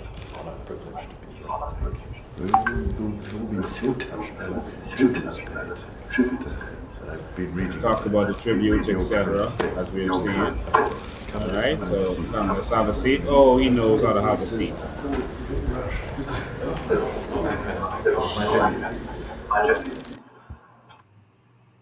And that was global news. Alright? And so while you're caught up on these politicians, etc., we need some real Bahamians to get in here and really do something well for this country. I don't understand this. I'm sorry I had to spend so much time on that. My Lord, that was absolutely embarrassing for real Bahamians. And of course, people, you know, they're part of a party so just to defend everything their party does. Instead of just saying, yeah, my prime minister, he didn't get that right. You know, you get it right next time. They're going to find some excuse. Maybe he was hungry. Maybe he was thirsty. Maybe the king didn't speak loudly enough when he said, have a seat. It was a routine. All of them knew what they were doing there. If you can't have a seat, you know what? Let's move on. I want to touch on carbon credits. Because, you know, that right there was disappointed. That was disappointing. Someone says he should have gotten briefed on that. All of them got briefed. It was the same thing that all of them were doing. You could hear they had the same script. The king said the same thing to all of them because it was a photo op. But he was the only one who messed it up. All right. So, yeah. So I want to touch on a couple of things. I may have to extend this to Tuesday. Some of this is Tuesday. But we're now in this conversation about carbon credits. All right. This conversation about carbon credits. You know, this is something that we espouse, is something that we talked about coming up. And of course, this is one of the ideas that we put out there to the people and educated the people on it. And I guess they see that this is something that they could use to make some money and get some money. But of course, like I told you, I spoke to the prime minister before election. He told me that he understands. I taught him about carbon credits. I told him everything about carbon credits. He says he understands that, but we can't let Bahamians benefit directly. You have to let a small group of people that benefit directly and then let them provide jobs. That's what he said. He said he's old school. And so now you see that as example, they're making sure that Bahamians will not benefit from this. So they're talking about carbon credits, but now they're talking nonsense, about uh, uh, paying off the debt with it and all these other nonsense. It's just ideas, but we shouldn't even be in those conversations. The only conversation we should be having right now is to see how Bahamians can finally benefit from their natural resources. And why do we do this? And some people think that you can't just be giving people. When more people in your nation have access to capital, everyone does better. Even the oligarchs are going to do better. Even them are going to prosper more. Think about that. All right? If you have a barbershop, but everyone broke and can't afford to cut their hair, you're going to not have a barbershop for too long. But if people are getting an injection of money from our natural resources, which is renewable, or from our carbon credits, that's new money coming into the society, and that's money that they're going to be able to spend with other Bahamians who are going to be opening businesses and taking more risks because they can. And so now it leads us to talk about, more of the stealing of our plants and the diluting of our plants because they just don't want you all to benefit. So let's talk about this carbon credit thing for a second. You to get a brief understanding of this. We're gonna run through this, and then I'm gonna have a second shot at this moving forward. Because what we're about to do is we're about to re-release. We're gonna re-release Vision 2025. I think I'm gonna do that on this Tuesday. We need to have this conversation again. And there's many of you who have not seen Vision 2025. And so I want to actually put a panel together. I'm going to put a panel together. We're going to sit down on Tuesday at 8 o'clock. On Tuesday at 8 o'clock. It's really a Sunday thing. I don't want to wait till Sunday. 8 o'clock, we're going to sit down and we're going to have a discussion about it. We're going to let Vision 2025 play. We're going to show you the vision that we have for this country, the difference in this, and we're going to discuss it. And we're going to let you discuss it too. All right? And so also there's a new show that's coming up, a new show, and it's called Talk That. And so it's going to be premiering on this Wednesday. We have a group of very talented people, very informed, different types of people who are going to be talking about what's going on in the country, what's happening on social media, what's happening in the news, and discussing various things. All right. And so that's coming this Wednesday at 8 o'clock. So Wednesday at 8 o'clock, make sure you're there to watch that. But we're going to re-release Vision 2025. We're going to have a panel that's going to talk about it. Where were you when you first heard Vision 2025? What is it about? There are many of our supporters who said they've not seen it. So we're going to put it out there for you again. And no, we're not going to change the name. It's Vision 2025, and that's what it's going to stay. All right. So right now, I want to have a conversation about carbon credits quickly. A conversation about carbon credits. All right. And so y'all hang with me tonight. Y'all hang in there. We're gonna have a conversation about carbon credit. But the first thing I want to do is I want to play something about carbon credits. You kind of get an idea about what it is. I'm going to play a couple of videos so you get an idea of what carbon credit is and how it works. 'Cause some people don't know, but I'm going to explain. I'm going to play the videos, then I'm going to explain it. Then I'm going to show you how they're raping us and robbing us and how we could benefit from this. I'm going to show you the laws that they're proposing with our sovereign wealth fund. This is going to shock you. The Carbon Credit Bill Act, I bet you didn't never read that. The Sovereign Wealth Fund Act, I bet you never read that.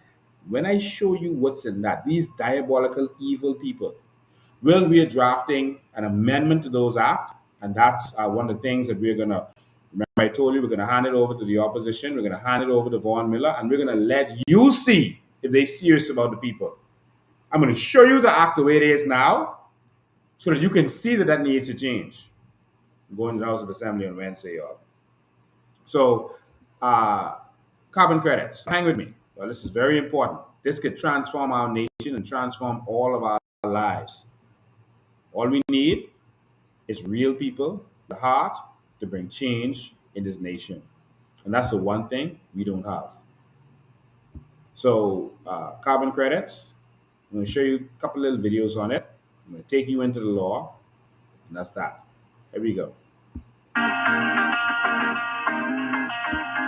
Let us break down for you how this all works.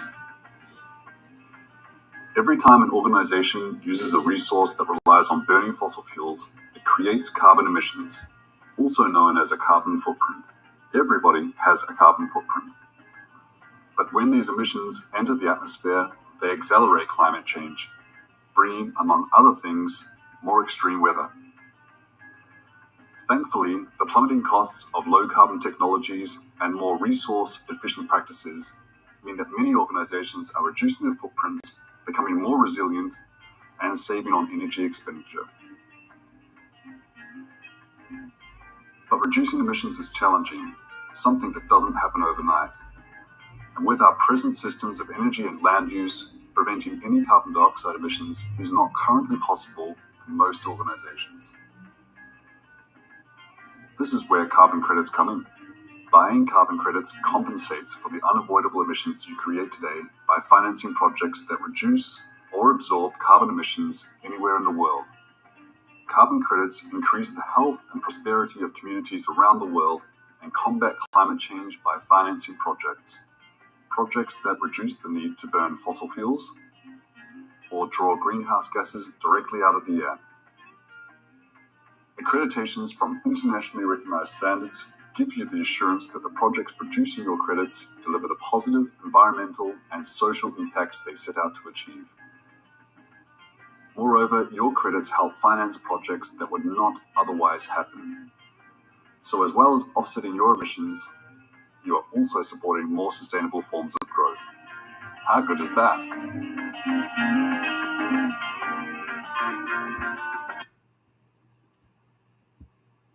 And so that's one of them. Let me play this other one. It also has some information about carbon credits, and then I'll kind of break it down for you. Reducing greenhouse gas emissions like carbon dioxide is a crucial component in the fight against climate change. One way governments are trying to reduce their emissions is through carbon trading, a market-based system that aims to provide economic incentives for countries and businesses to reduce their environmental footprint. Almost every activity, from travel to farming and even watching this video, leads to the emission of gases such as carbon dioxide, contributing to the greenhouse effect responsible for climate change.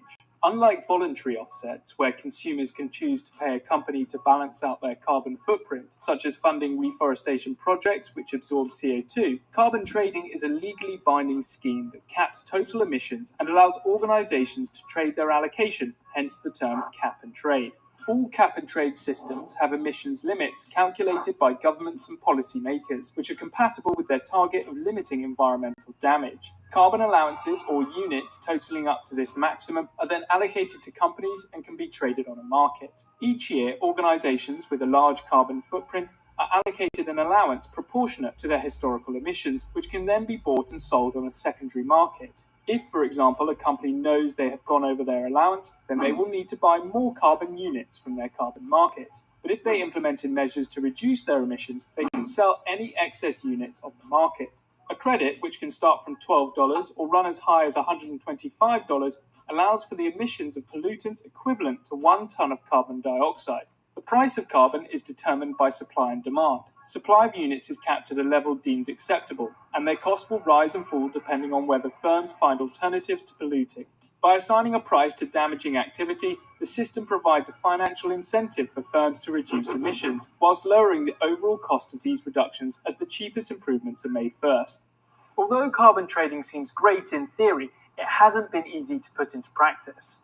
The first international carbon market was set up under the UN's 1997 Kyoto Protocol on climate change. However, following widespread reports of corruption and abuse of the system, the market collapsed. A report in 2015 found that an estimated 80% of sustainable projects under the trading scheme were questionable, enabling emissions to increase by roughly 600 million metric tons. Since then, there hasn't been a consensus on the best way to implement a cap-and-trade scheme globally. However, there are a number of emission trading markets around the world at both national and regional levels.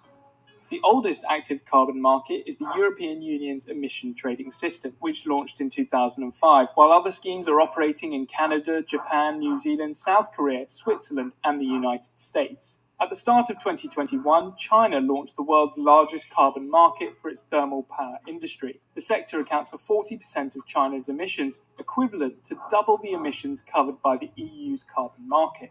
As governments tightened environmental standards, the total value of global carbon markets grew 34% in 2019, reaching €194 billion.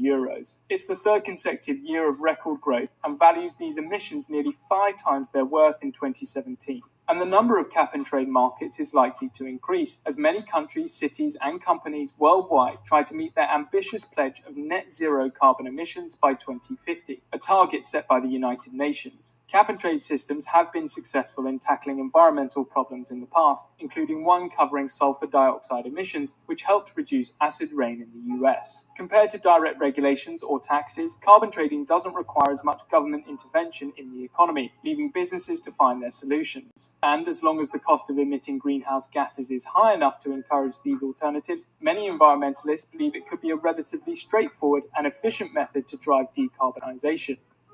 However, an oversupply of carbon allowances during the 2008 financial crisis saw the price of polluting fall in the EU's trading system, reducing the incentive for businesses to change their behaviour. In response, the EU created the Market Stability Reserve, or MSR, a decade later, which gives the European Commission the ability to tighten or loosen the supply of carbon units. As a result, their price tripled from €8 per tonne of CO2 to around €25 per tonne of CO2 over a year. In turn, the energy sector moved output away from coal power stations to cleaner natural gas-powered electricity production that produces less CO2. In 2019, emissions fell by 8.7%, the largest decline since 2009. The EU's carbon market has also caught the eye of hedge funds and traders. Whereas OPEC controls a third of the global oil supply, the EU regulates all carbon allowances within its emission trading system. And with the EU's long-term aim of gradually increasing the price of carbon units, these are seen as a popular long-term investment. While the COVID-19 pandemic led to a glut of carbon allowances as activity across the economy fell, prices are now back up above pre-COVID levels. However, there are concerns that heavy emitters may find loopholes in carbon trading systems. Unlike the earlier Kyoto Protocol Agreement, the 2015 Paris Climate Agreement commits all signatories, not just the most developed economies, to impose carbon emission targets. If implemented successfully, analysts believe that international emissions trading could cut global emissions by around 60 to 80% by 2035. Critics of carbon trading worry that countries facing economic difficulties might be tempted to cheat, either by making their overall emissions cap too generous or using accounting tricks to overstate reductions. For example, a nation might reduce its carbon emissions by building a wind farm to replace a coal-fired power station. This would free up a portion of its carbon allowance, which could be sold to another country but might still count as a reduction in the first country's emissions, even though overall output hasn't changed. There are also fears that major polluters might relocate across borders to avoid signing up for a cap-and-trade scheme or finding a more lenient jurisdiction. Another criticism of carbon markets is that developed countries, which have done most of the polluting to date, are able to invest in low-carbon technology and have reorientated their economies to less carbon-intensive activities, unlike poorer nations. Climate campaigners also argue that too much focus on merely redistributing pollution obscures the fundamental need for all countries to transition away from fossil fuels in the near future to avoid severe and irreversible damage to the environment. The increasing popularity of cap-and-trade schemes and the rising price of carbon allowances are forcing companies to consider their effect on the climate and has led to a reduction in emissions. Although imperfect, the EU's carbon trading scheme is a model for other economies to emulate. With the creation of the biggest carbon market in China and the US's return to the Paris Climate Agreement, the global carbon market size and importance looks set to grow. Hi guys, thanks for watching our video. So, do you think carbon trading is ladies and gentlemen, that's kind of a quick understanding and basic understanding for you. I don't understand why the government doesn't explain more of their people or make sure they have education programs to make sure that more of their people understand what's going on. But Carbon credits basically is a way that third world nations can actually get compensated for the damage that the first world nations were doing. And so instead of Brave Davis going up there begging and saying, "Oh, the first world nations need to pay and this and that," they've already set up this scheme in order to make that happen, to force the hand of the first world nations. So Brave Davis going to the UN and saying, "Oh, first world nations need to pay for the damage of pollution that they're doing." That's what the carbon credit scheme is about. That is what the Paris Agreement is all about. A way for you to benefit. The problem is countries like you are not using it. Okay, you need to use it. There's, like you said, trillions of dollars available, but you're not using it and you're going to the UN begging. It's clear that you don't understand how this thing works. And so there's no need for us to go and beg or go and make statements that, oh, the richest countries need to pay. That was the point of the whole exercise. The point was so that the wealthier nations who are polluting the earth and causing damage to the and hurricane issues, um, um, tidal rises, water level rises to the third world nations. Those third world nations can now get monies from it, and they can benefit, and it can make the scale more equal if those third world nations know exactly what they're doing. The problem is our government doesn't know what it's doing. If you listen to that video carefully, you see that where it said it allowed businesses to work things out on their own, and if you're a business, you could trade with another business and you could do certain things. Now, I'm going to take you to our carbon credit laws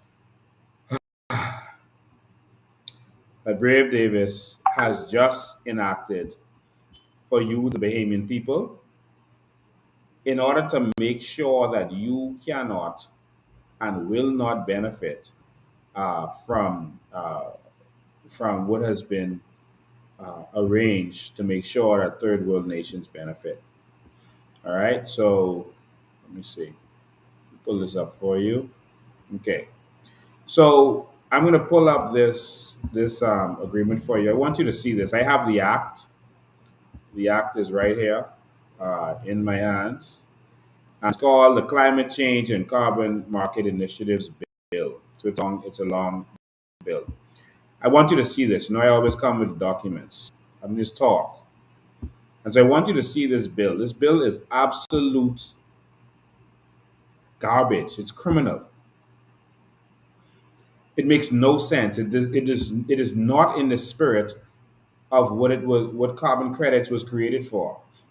Climate Change and Carbon Market Initiatives Bill 2022. So they already put this through the House. So it's actually an act now. I'm reading from the bill because the act is, they have a picture of it and it's not really searchable. So I'm putting the bill up here. So it's the same thing. All right. So I searched the word prime minister. This is what I want you to see with this. Anything of value in this country, the prime minister tries to hold on to it to use it for political leverage. Anything of value in this country, the prime minister holds on to it to use it for political mileage. So, for example, the crown land, they don't have regulations on it, etc. So they can make sure the prime minister could use that for what he wants to. The same thing with now this carbon credits. There's a lot of money involved with this. So the prime minister, instead of putting a proper body in place to manage this, like other sensible countries, to make the decisions on this, they left the power in the hands, although they can form a committee to do certain things, they left the power in the hands of the prime minister again. Watch this. And so we just search the word prime minister in this, and you're going to see how much the word prime minister appears in this act. This act is 39 pages long. This act is 39 pages long. The word prime minister appears in this 37 times. The act is 39 pages long. The word prime minister. Now, other acts will have the minister this, the minister that. This act has the word prime minister 37 times and it's only 39 pages. They're giving power directly to the prime minister. Watch this. Let's go browse through it and you're going to see. All right, this is the table of contents. Prime Minister may create and implement initiatives, etc., to make sure it complies with the Paris Agreement. Why would you need the Prime Minister to create and implement initiatives and incentives to comply with the Paris Agreement? Tell me. But let's keep going. We're going to get to it. I just want you to see. All right, and it's going to be enacted on such day as the Prime Minister may, by notice, published in the Gazette. All right. So when he ready, that's when this is going to go forward. All right. The ministerial responsibility for administration of the act. Responsibility for the administration of this act shall be separated with distinct responsibility in the Prime Minister, who shall have responsibility for the overall general oversight of the administration of this act. Jesus. They have put this whole carbon credits thing under the power of the Prime Minister himself.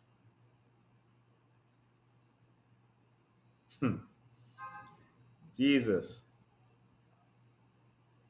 Only in this banana republic.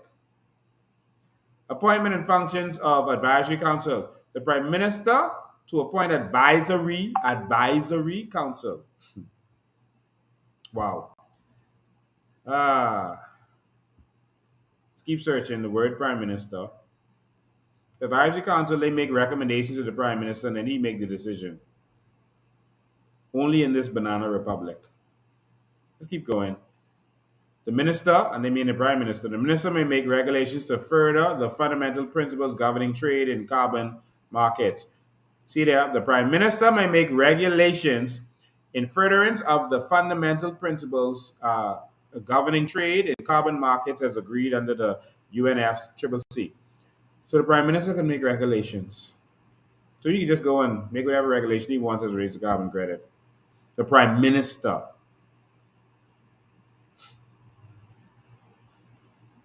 All right.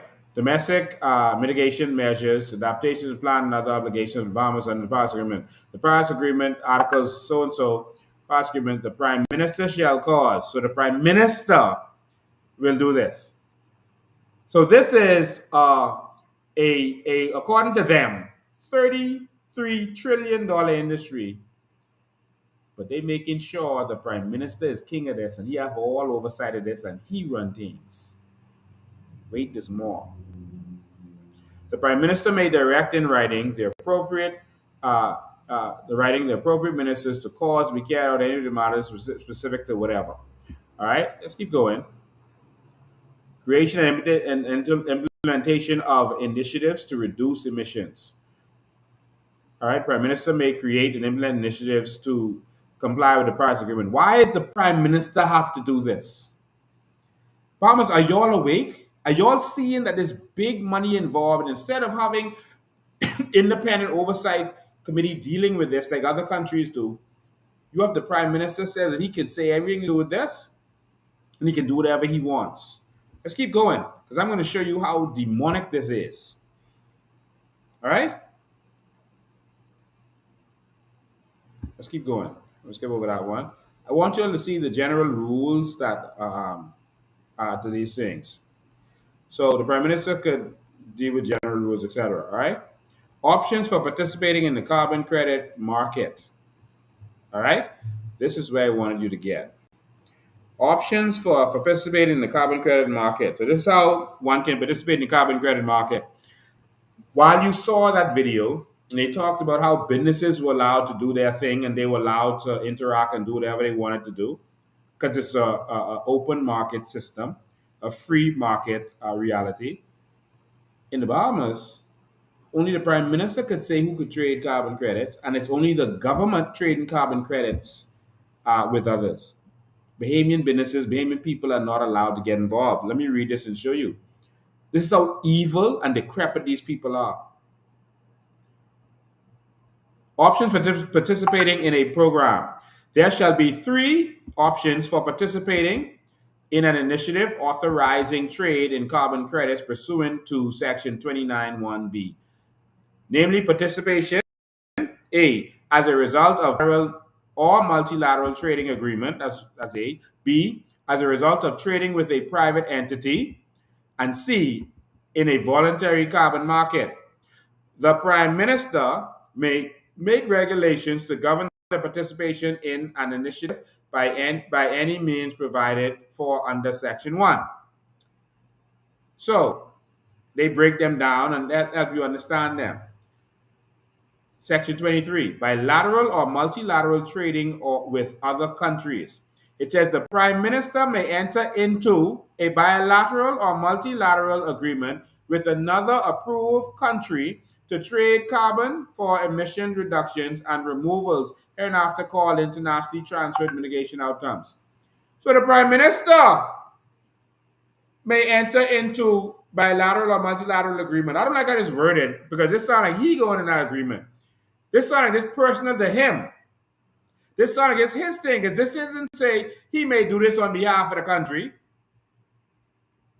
They're saying the Prime Minister may enter into a bilateral or multilateral agreement.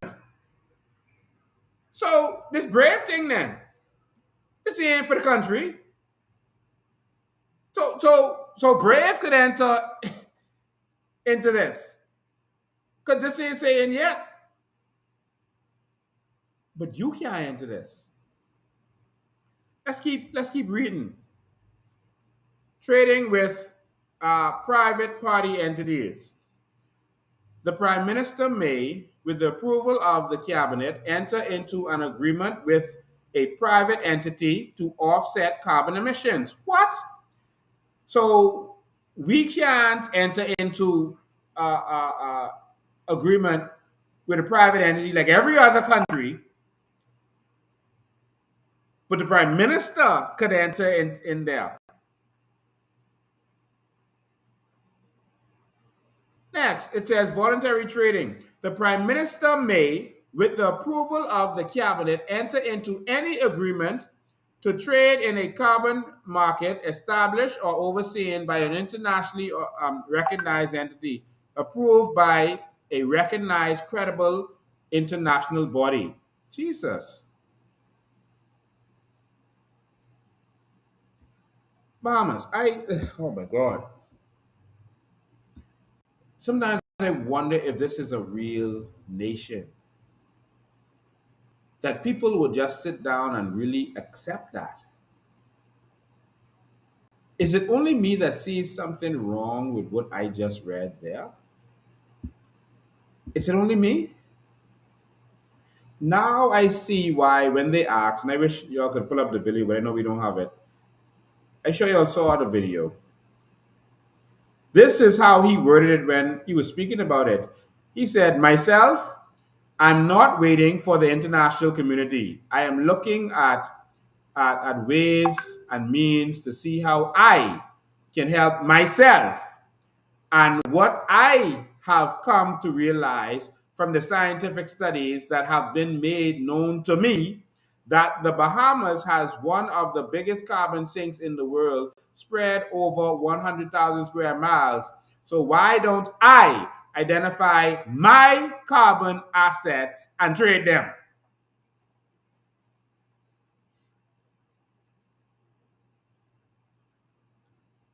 Bahamas, if y'all don't wake up,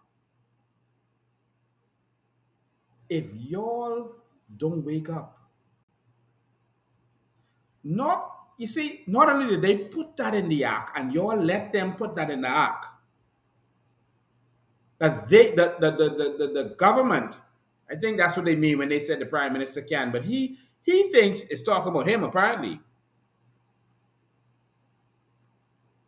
could trade in carbon credits, but we can't trade in carbon credits. There are farmers in America trading in carbon credits and making more money from their plants being traded in carbon credits than they're making from selling the fruits and vegetables. Why can't they trade company to company across borders like you saw in the video? The normal way everyone else is doing it. No, they don't want you all to benefit. That's why. I'm going to the House of Assembly on Wednesday.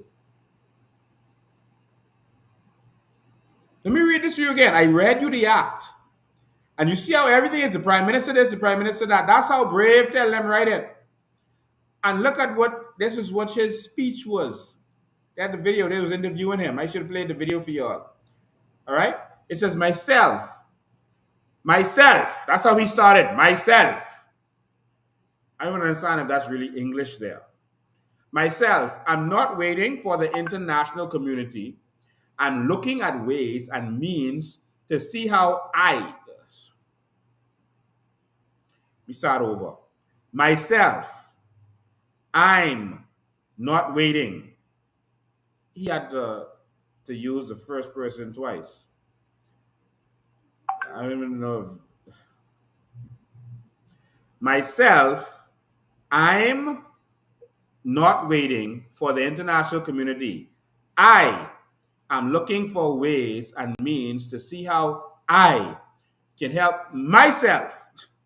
He ain't looking out to help y'all. The man said he looking for ways to see how he can help himself. He said that.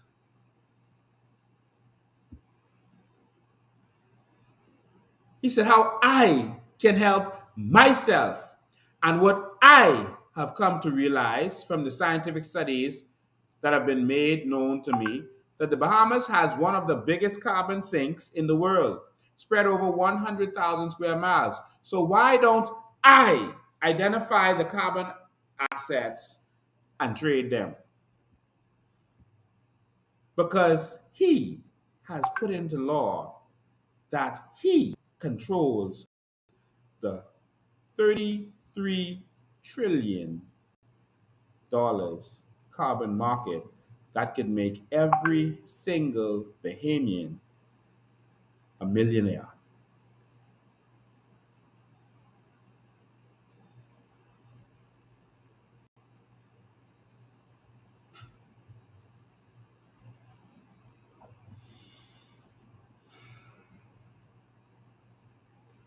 We will take our country back. We will take our country back. We will usher in a new Bahamas. We will usher in a Bahamas that is for Bahamians and Bahamians only and Bahamians first. Every Bahamian will benefit from our natural resources. Every Bahamian will benefit from what belongs to us. These evil tyrants will be stopped. These evil tyrants will be eliminated. They will not take what is ours. We will have what belongs to us. We don't need everyone. I'm calling for the strong Bahamians, the real Bahamians, the Bahamians whose eyes are open. If you open the eyes of your friends, your brothers and sisters, it is your responsibility, not mine. My job is to educate you, and your job is to spread the message. I'm not looking for sheep, and that is why we show you the facts. We show it to you.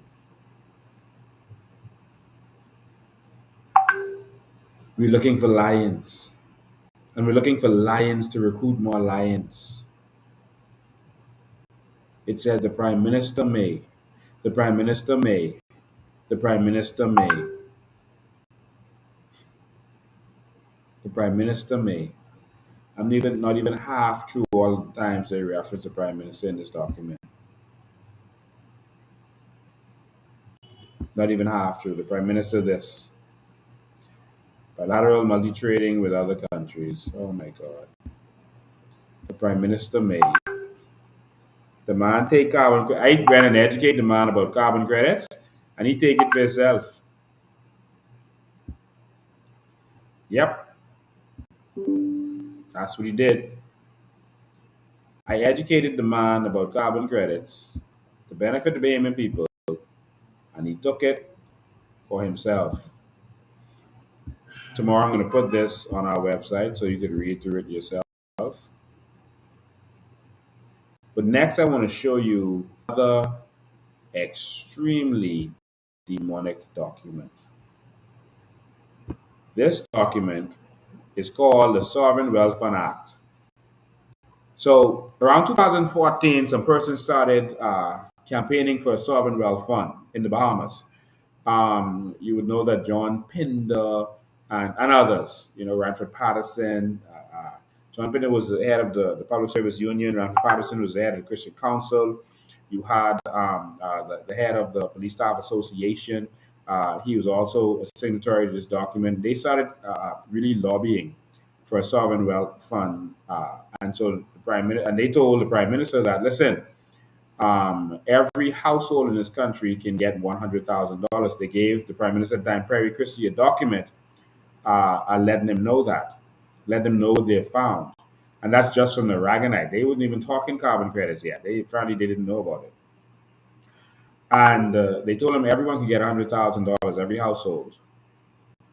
And so Perry Christie said, you know what, that makes sense. So since these fellas lobbying, they starting to catch on. Let's give them something to satisfy them and then buy all of them out. Cause all of them to go quiet. Because you notice none of them are talking about it now. But all of them got some cushy positions. Patterson got director position at what do you call it, at cable or whatever. We saw what happened to John Pinder. He got position. They silenced the head of the Police Staff Association, and they did this, the Sovereign Wealth Fund Act. And this is an act to create a sovereign wealth fund. Although a sovereign wealth fund is not an act, it is a fund. It is an account, like a bank account is a fund that money goes into, and then you take the money and then you do certain things with it. So them having a sovereign wealth fund act does not mean that there's a sovereign wealth fund. All right, we need a sovereign wealth fund. All right, and so I want you to see the most important part of this. I'm also going to put this out there on our website so you can see this. I'm going to go straight to section 20 because I don't have time to waste with this. This is a demonic document, and we are going to submit an edit to this document, an amendment to this document. We're going to present it to Vaughn Miller, and we're going to present it to the opposition for them to table it in the House of Assembly to force them to let us to put all of our land, our crown land, all of our natural resources and everything else into the sovereign wealth fund, and to have us to benefit from it. All right. But I wanted to see what this says about the sovereign wealth fund with investments, because what countries do is they invest their sovereign wealth fund. All right. They invest the money, and then they get returns on it. I'll explain that in a second. All right. This is what they have in their sovereign wealth fund. Act, Section 20. No investment of the fund is to be directly or indirectly made in the Bahamas. So no one in the Bahamas can benefit from our sovereign wealth fund. No investment from that fund is to be made in the Bahamas. Jesus.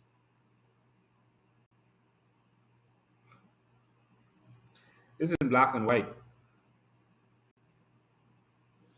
I know they talk about, inflation and that kind of stuff, and what happened in Northern Europe and that kind of stuff. Listen, that was their experience. I'm going to continue reading this. They said no investment of the fund is to be made is to be directly or indirectly made in the Bahamas. B, is not to be made in any entity, whether or not incorporated, conducting any of its business, whether directly or indirectly, through another such vehicle or entity in the Bahamas. Or any entity, whether or not incorporated, controlled by a citizen or citizens of the Bahamas, or any person or persons resident in the Bahamas, or any combination thereof, or whether or not in any case formally or informally acting in concert. This is what they think of y'all. Remember Brave say we ain't gonna let Bahamians benefit? It's right here in black and white. No investment to be made in Bahamas with the sovereign wealth fund, or any entity, incorporated, any company or anything, any company or incorporated business in the Bahamas, or any person in the Bahamas. This is what they think of Bahamians. This is it here in black and white. So our wealth fund could make billions of dollars if it wants to. But guess what? They put in there that y'all can't get none of it. Don't think about it. They put in the arc to make sure y'all don't benefit. That's it there in black and white, what they don't want y'all to see. So they can distract you with this nonsense. Oh, Lincoln Owen, woman. Don't listen to Lincoln, he have a pass.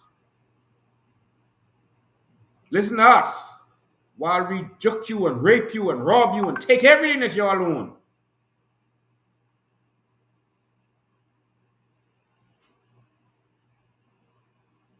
That's it there in black and white. But they know the way to hide something from our people is to put it in writing. They passed that right through the House. FNM and PLP let it go on right through the House and no one said a thing.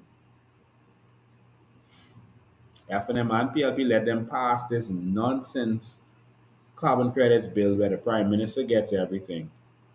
And no one said nothing. Did you all hear Michael Pintard come out and say, hey, this bill that they're trying to pass, this is what it says.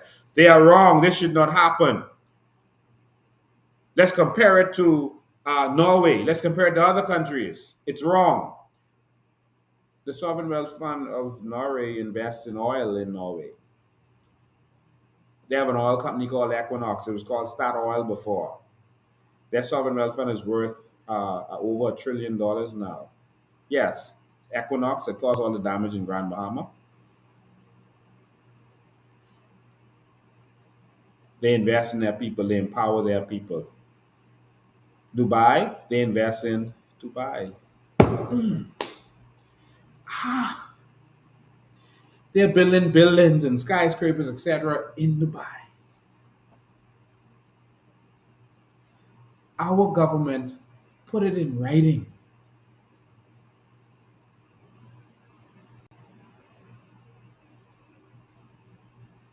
That no investment should be made in this country. No Bahamian should benefit, and no Bahamian company should benefit. That's Section 20. Any other country, we would have been rioting in the streets.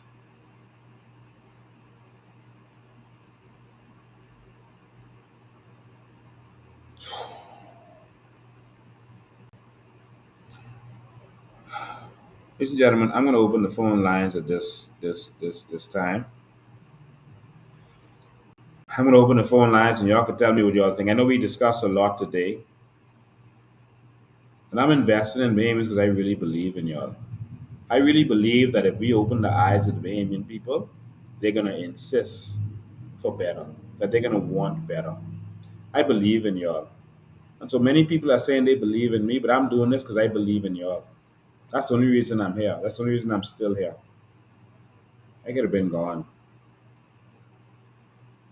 I'm doing this because I believe in y'all.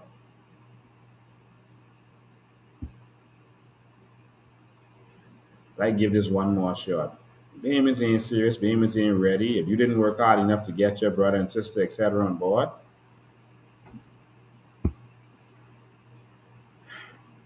we have to be the most abused country in this world when we sit down and just take it.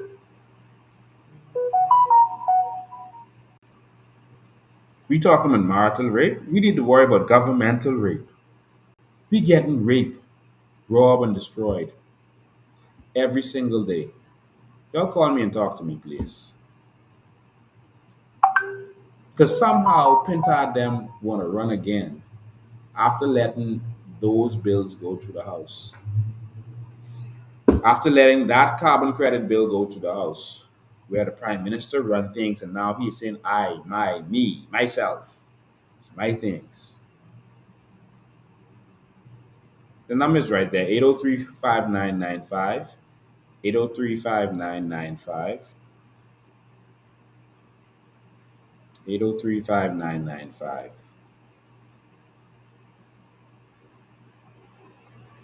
We in trouble, Bahamas.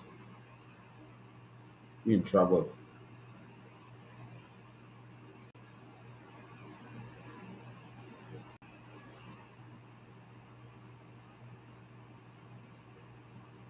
We in trouble. Don't call me. 803-5995. Let's talk. What do you think about what you just saw? You'll get on the phone. You call WhatsApp or regular. Either one will do. WhatsApp or regular. 803-5995.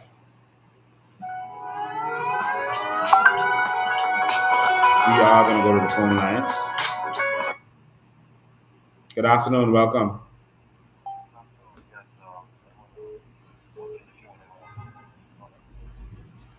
Oh, your volume is really low.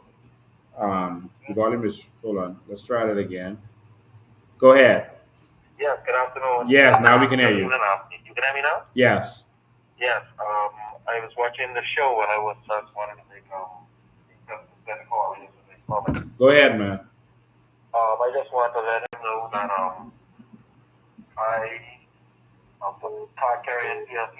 Yes, but I'm also a government employee. That's the reason why I don't want to really say too much. But I just want to let him know that he's doing an excellent job. And I also would like to know when is the COI having another meeting, because I would like to attend the meeting. Because what I'm seeing right now really upsets me as a Bahamian. Yeah.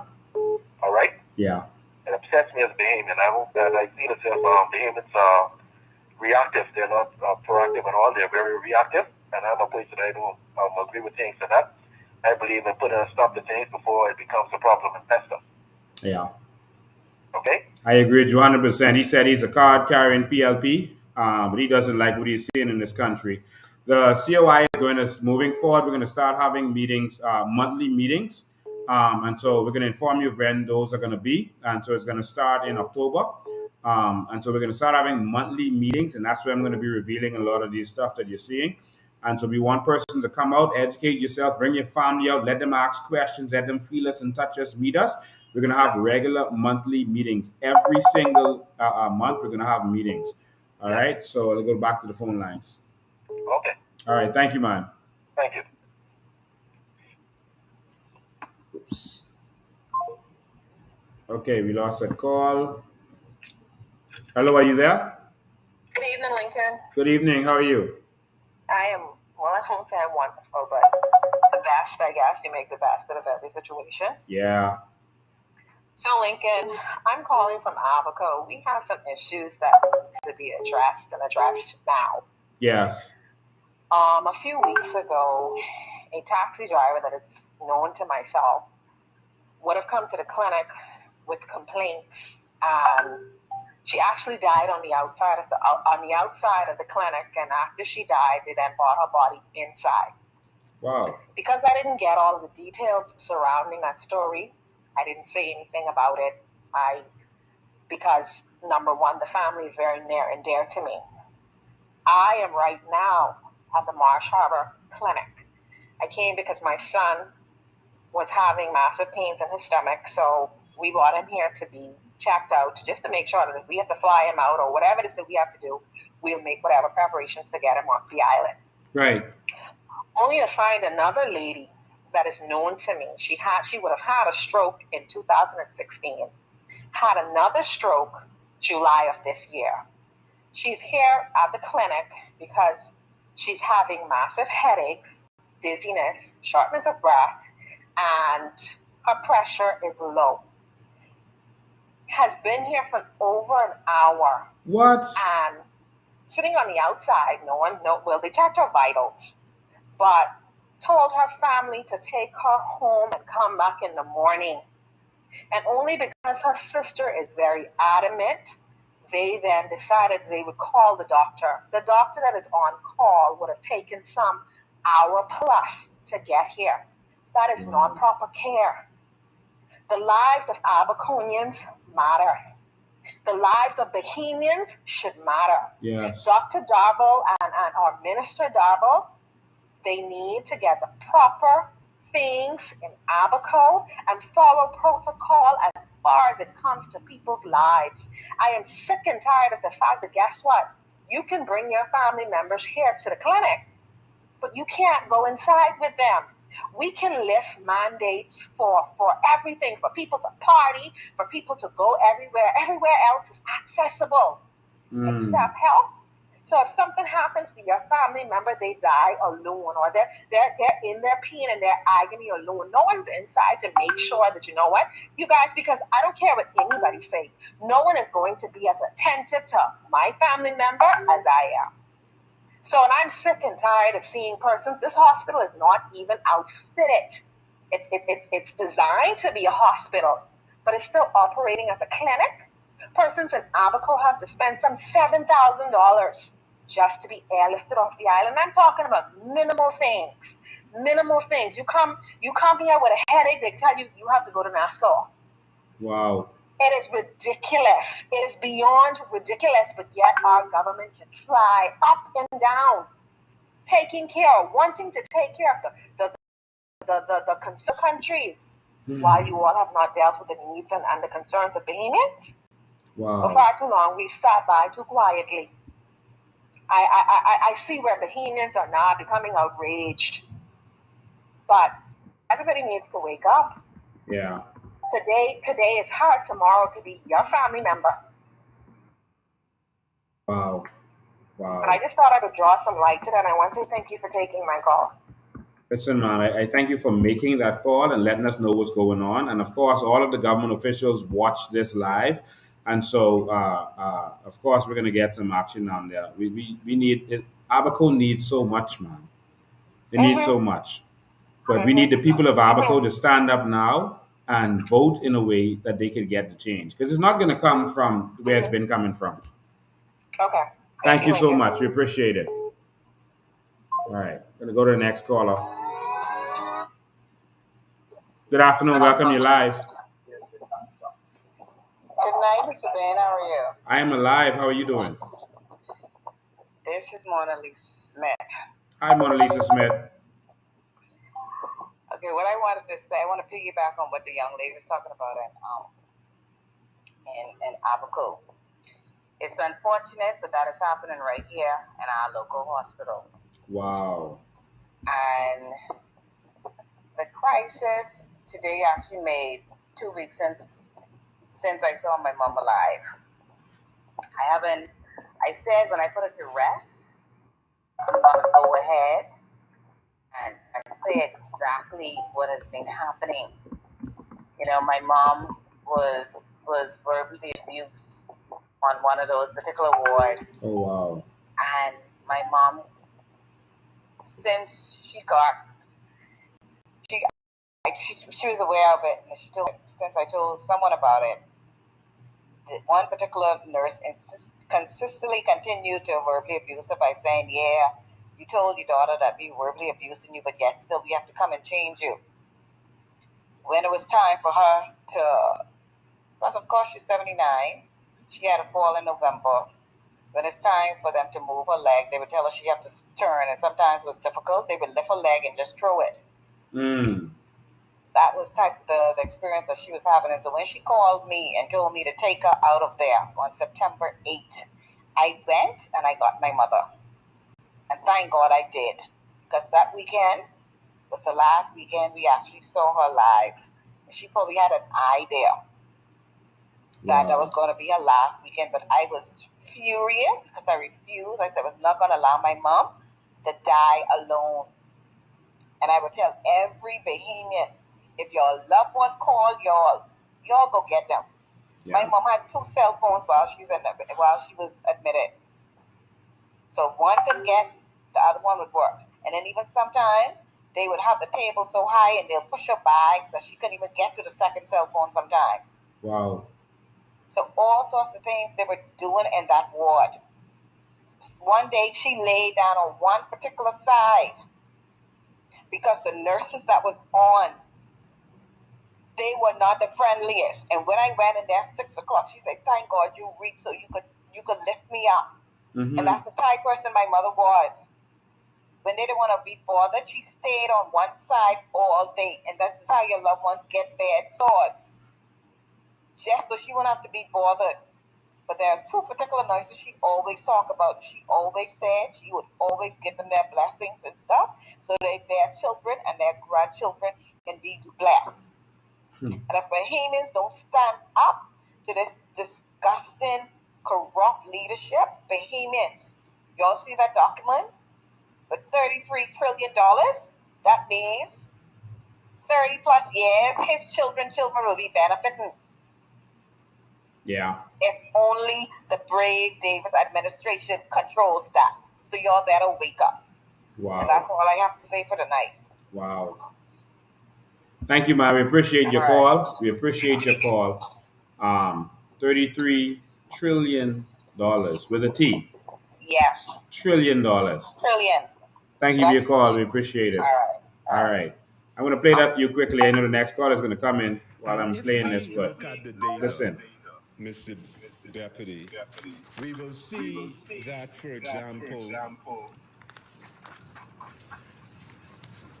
the fastest growing area of the international economy is carbon trading. And if we look at the latest publication of Bloomberg, we will see that it is predicted that by 2030, this particular market of carbon trading will reach up to $33 trillion. And we are at the vanguard. 33 trillion, and I'll share it with you. 33 trillion with a T. And we're at the vanguard. We have the biggest carbon sink. We're number one. 33 trillion. The phone lines is open. Give me a call. I know some of you was trying to call and couldn't get in. You can try again now. 803-5995 is the number. 803-5995. I saw someone was trying to call through WhatsApp. There we go. Good afternoon. How you doing tonight? Good afternoon. How you doing, man? Yeah, man, I thought at least they would have to be mandated to pay off the national debt with our carbon credits. It don't even look like they want to do that. Listen, man, brave them want to take all of that for themselves. That's what's going to happen. And he put that in writing, in law. And Tintad and those incompetent opposition leaders in the House of Assembly did nothing. They just passed it. I think they voted for it too.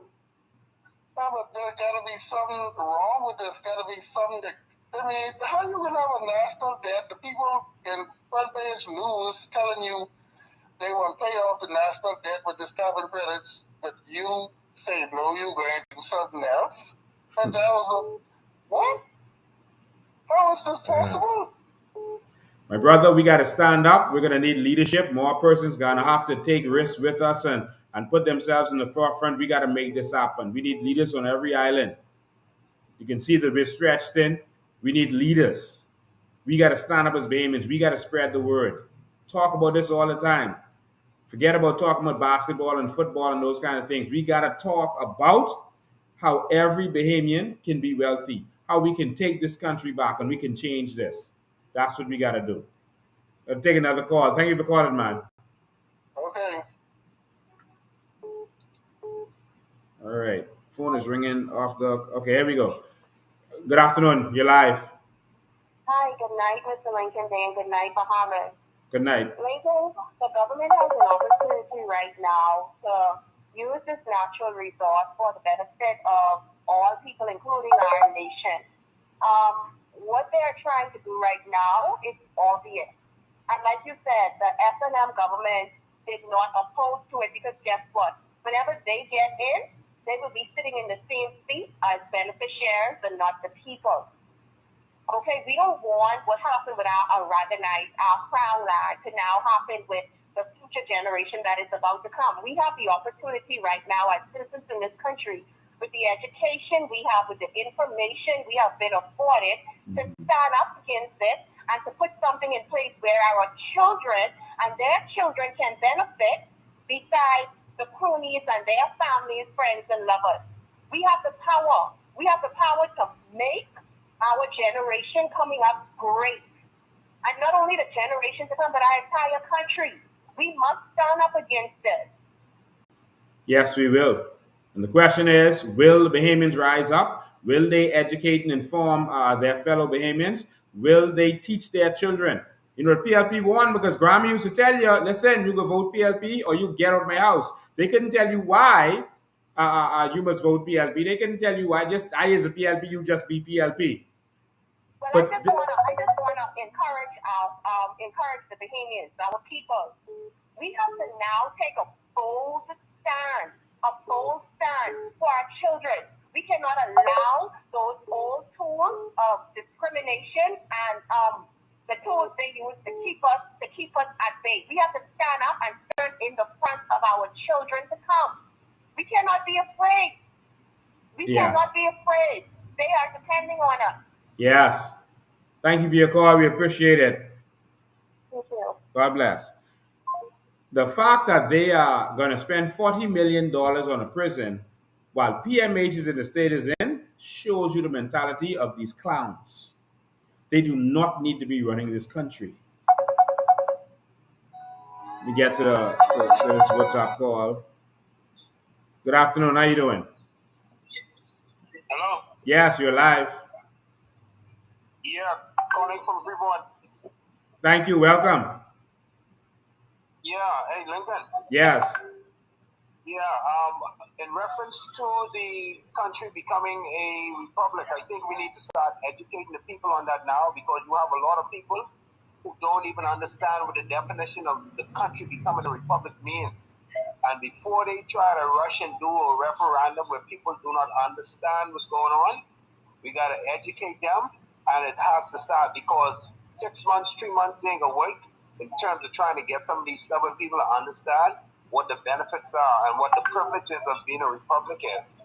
Yes. All right?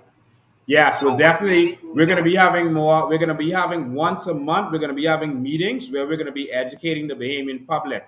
We'll have meetings in Nassau for now, and we'll have meetings in Grand Bahama every single month.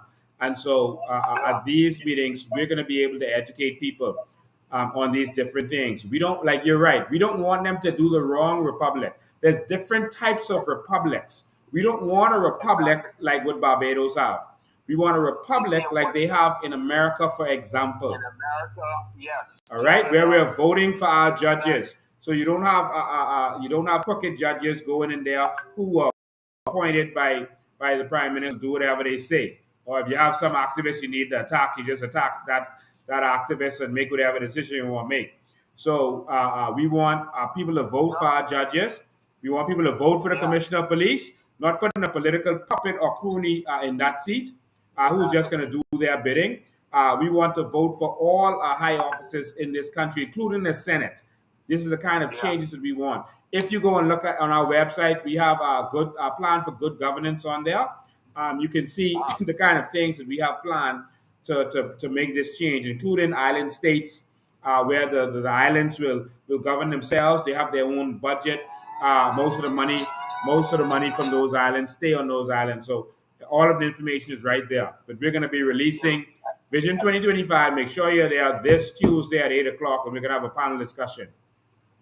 All right, because see, a lot of these people, they don't read and they don't go online to check these things. They only just go to check TikTok and foolishness. Yes. You understand? Yes. So it's really, really important, because see, their definition, when they hear like a country say the Dominican Republic or the Republic of Congo, they taking this like a belittling term, you see, and they don't know that the UK and America and Canada and all these places are republic countries. Okay? Yes. And based on the rules, and these people need to be educated on that, because boy, listen, it's rough talking to people out here about this thing. Well, keep talking. That's what the battle is, and the battle is going to be fought in the minds. We have to get in the minds of the people. The battle is not on the ground, it's in the minds of the people. And so that's where we got to keep fighting. And that's why I do this every single week nonstop. All right? Well, thank you for your call. We got to take other calls. Yeah, okay. All right. All right. Thank you, man. Good afternoon. You're live. Lincoln, I got two questions I want to ask you. Go ahead. When you get in power, are you going to push forward? You mentioned sometime last year pertaining to the ombudsman committee as it pertains to the healthcare and the challenges in the healthcare with the staff. Are you still going to push that? Yes, definitely. We have to have patient advocates. Right? They have something similar now, but we need it. We need it on a broader level in our country. I got to for the first time. I got to spend time in the hospital recently in America, and let me tell you something. That was an amazing experience. I felt like I was in a resort actually. The way you have the patient advocate and you have people looking out for you, and the way it ran, we need. I think it was a lesson for me to really see how we're going to transform our hospitals here in this Bahamas. I can tell you that within less than a minute of walking in that hospital, they had a doctor that saw me, had already done an ECG. That not a doctor, doctors, a team of doctors came to me. They got me in a room. A team of doctors came to me. I had an ECG.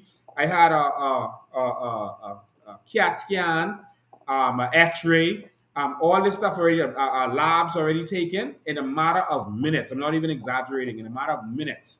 All right. This is the kind of service that we need in this country. It can be done. All right, we need to treat our nurses better. We need to have an organized system. We need to pay them so that they want to come here and work, that they're happy to come to the work, so they treat the patients properly.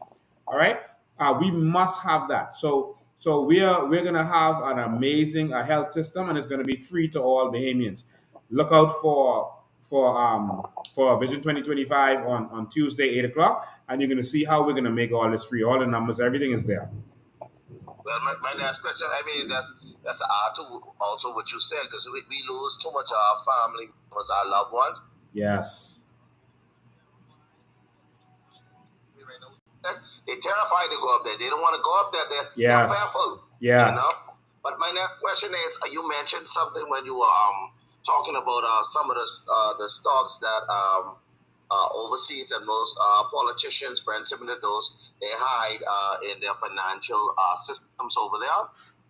It's a question. Yes. Bahamas Striping, who really owns that? Because they were saying this financial lending institution, they help the young man get where he is in that business. Is that true, or that's just a front? And I will hang up and listen. I don't want to do an expose on Bahamas striping yet. There's certain companies that we are looking into. But Bahamas Striping, they got a $5,000 grant from the government. But of course, that couldn't get them the equipment and that kind of stuff. There's persons also behind that company. And so I don't want to get into them yet. There's a Bahamian at the front of that. And so we're happy for him. But listen, we want to make it so that all Bahamians have that kind of opportunity, and they don't need to depend on oligarchs who just want to open another company to hide their money, or to hide it from their wife, or hide it from the government, or they just need something to do with their money. We are going to make sure that we invest in all Bahamians. Vision 2025 is on Tuesday. You're going to see it again for the first time. And we're going to be investing up to $5 million and giving land to Bahamians. It can be done. It will be done, so that they can live their dreams and not depend on any oligarchs. All right? Okay. Thank you for your call, man. So not only will there be patient advocates, there's going to be ombudsman. So next caller, I saw a lot of people was trying to call in just now. There will be ombudsman for this whole nation, so that the government, if they are acting out of order, they can be in place. When you are being victimized by the government, you don't even know what to do or where to go. You don't know how to deal with that. You can't afford court. You go to the phone lines. Good afternoon, you're live. Yeah, good afternoon. Yeah, I'm calling from Abaco. Hey, welcome, man. Yeah, man. Y'all guys doing a very good job. Thank you. I wanted to make a point of the candidates for Abaco or even other family islands. I don't hear much from them. Mm-hmm. I know you're going to soon stage another one on the 28th. to go into the House to stop the bill. I want to find out how the islands could get involved. I mean, it's so difficult getting to Nassau. Yes. That we could stage a protest in our own islands. I would like to know who's the candidate for Abaco. I really don't know who that is. Well, the election is over. So the previous candidates are the previous candidates. And now we have a 4-year period where we'll determine who will be the next upcoming candidates. And so I am not even officially the candidate for Pinewood. We're forming branches in each community because remember, before we were not a party. We were a group of independents working together for a common cause, all right, as a coalition. Now we've decided to form a party, so we are forming our branches. So it's not about the candidate, it's about the branch. And each branch will have their own leader, their chairman, their vice chairman, etc., all the positions. And their job is to go in the community, spread the message, take complaints from the public, funnel it to us so we can handle it and deal with it. So it's not about the candidate. You never release your candidates too early because then you give your opposition a chance to attack them, to buy them out, etc. So just so you understand, it's not about the candidate, it's about the organization. The PLP and FNM, every election, they might run about 8, maybe 10 persons who ran the time before because it's not about the candidate. They have branches. And then if you want to be a candidate, you go into the branch, you start working with the branch, doing things in the community. And so that's the same thing that we're going to do. As the candidates come forward, we're going to send them into the branches, go and work along with the branch. And that way the branch can get back to us and say, hey, we worked along with this fella and he's not cutting it. All right, we don't want him. Now, the second person, we want them. And they have a strong say because they walked on the ground, they worked with that person, and they know what that person is capable of. And this is the community that will have a hand in this. And so that's how it's going to work. But we are going to be, as you can see, we've not stopped working since election, and we're going to be working on every single island. We're going to form the branches next month in Grand Bahama. By the end of next month, we're going to start forming the branches in Grand Bahama so that Grand Bahama can get strong. We're going to move to Abaco and to every other island out there. All right? All right. Well, yeah, I just wanted to make that point because I haven't seen, no place where we can vent in Abaco. Yes. Even if it's in front of the community place. Or Yes. in front of the courthouse, I don't know where to go to even protest. Yes, you're talking about different protests. We have leaders on the ground, but we're going to be forming something structured. Just stay tuned because Abaco is crying out, and we really need to do something. But our leaders are going to start organizing certain things, and you're going to see in the coming weeks. All right. Okay. Well, Abaco, I feel like we're getting ready for war as well. So. Yeah, and I'll be there to fight with you. I will be on the front line of that war with you. I'll be right there. All right, and so you can reach out. Are you in any of our groups? Unfortunately not, but I did vote for y'all guys. Thank you, man. I appreciate that. I'm going to put the office number there, and if you're not in any of our groups, you can send a message to say add me to the groups. So we'll add you to the Abaco group and some of our general groups, so you can be informed of what's going on. Okay? Okay. Thanks a lot. Thank you. All right. Good afternoon. You're live. Okay, we had a lot of calls coming in just now. The number, official office number is 804-4264. 804-4264. That's 804-4COI. 804-4COI. And you can call that number, and you can if you're not, you can send a WhatsApp to that number. Send it now if you want to. Let them know you want to be added to the group. Let them know what constituency you're in, and that you want to be added to the group. Will your name, your constituency, and you want to be added because they got to save your name.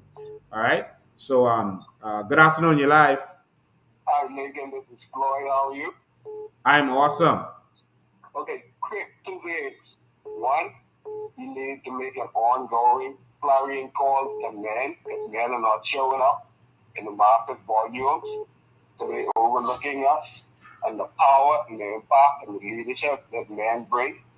2, on the domestic side, what has the new administration done to the Bahamas? They seem to be on an international agenda. everything is geared towards in the international community. Yes. And press what's going on outside of the Bahamas. So until men show up in force with leadership, potential, and aggression, it's not going to change. Men have to show up. Yeah. Women are showing up in massive volumes. Where the men, like you said, they probably watching a football game, basketball. I don't know what men are doing. Yeah. Like when I was on your show the other day, I went to Abaco, I went to Harbour Island, Lutra. Now, and men are not showing up. Wow. It's like they throw their hands up, they're hiding under their wives or mother's skirt. They have to show up in court. This is our country. We have nothing against these guys in Parliament. It's just that they are corrupt. I mean, they're going to take it anymore. Yeah. I talked to immigration. No, he was on the defense force. He said by the time they show up to do raids, because the defense force is infiltrated by persons of Haitian descent, by the time they show up, the persons already have left. Only persons with their actual paperwork are remaining in the shanty towns. So what we need aerial reconnaissance before the defense force goes in, and they're not allowed to go in, or they tell them to stand down. So what is the agenda? It's something hidden that I'm not smart enough. I know that it's smart, but I don't seem to know what's going on. What's behind it all? There's a veil like in the temple, and only the persons in these secret society and cabinet know the hell that's going on with the Bahamian people don't know. And then we're talking about freedom of information. It'll be damning, it'll be implication, it'll be an indictment against the persons that are in their graves, that were politicians, people who are now in the House of Assembly. They implicate and indict themselves with the corruption that they are privy to, a partnership with, if they were to pass this freedom of information. COI or die people. We can change this country, and the only way we can do that is bring COI to office. You're right. Die or die. As simple as that. Thank you for your call, man. I'd like you to elaborate. If I don't call, and I'm not one for lots of talking, yeah. When it's time for action, that's when I show up. Yeah. Thank you, man. We appreciate it. Yeah, it's my pleasure. But before I go, I need you to explain to the Bahamian people and make a clarion call. Always the men to show up. Because men got to come out. Yeah. Right, listen, the reason our country is under attack is because the men are sitting back and doing nothing. That is the reason our country is under attack. The reason our country is in the situation that it is in is because the men are not standing up and fighting. I want to say this to all of our men. I'm going to get to the phone line in a second. I want to say this to all of our men. Listen, everyone you watching on football today, all them rich, all them straight, all them living good. Their children are straight. You got to stand up and save this country or you could be in trouble. I'll elaborate more on that in a minute. Let me go to the phone lines. Good afternoon. Welcome. Hello. Yes, you're live. Go ahead. I'm Lincoln. Yes, I'm here. I hear you mention about the $40 million they're spending on the prison. Yes. You know why they spend that on the prison? Because they know when you become president now, they want to upgrade that because when you become president, that's where they end up. And I can still put the politicians in the old prison where they've been putting our children for all these years. That's for real talk. That could be the P block, the politician block. That's why they spend all that money on the prison, you see, because they know that's where they end up. Yes, it is disgraceful. You know, we don't have a hospital and you building a prison. It's like this country isn't real. Like you couldn't even make a movie about this. The movie wouldn't even make sense. No. Wow. Thank you for your call, man. Thank you, man. Appreciate it. I support you, man. I am Millennium Gardens, and whoever you put in this area, supporting, man. Thank you, man. We appreciate it. You know, I was there from Miss Green and Ellis years ago. Wow. Thank you, man. We appreciate you. Just before you even joined the crew, I was scrolling one night and I saw them and the topic was interesting and I just joined them. And I never lose track no more. Thank you, man. Thank you. We're going to win this one. We're going to win this. We're going to take our country back. We have to. We have no other choice. We have no other choice. Yes. All right. Thank you, man. Appreciate for taking my call, man. All right. God bless you.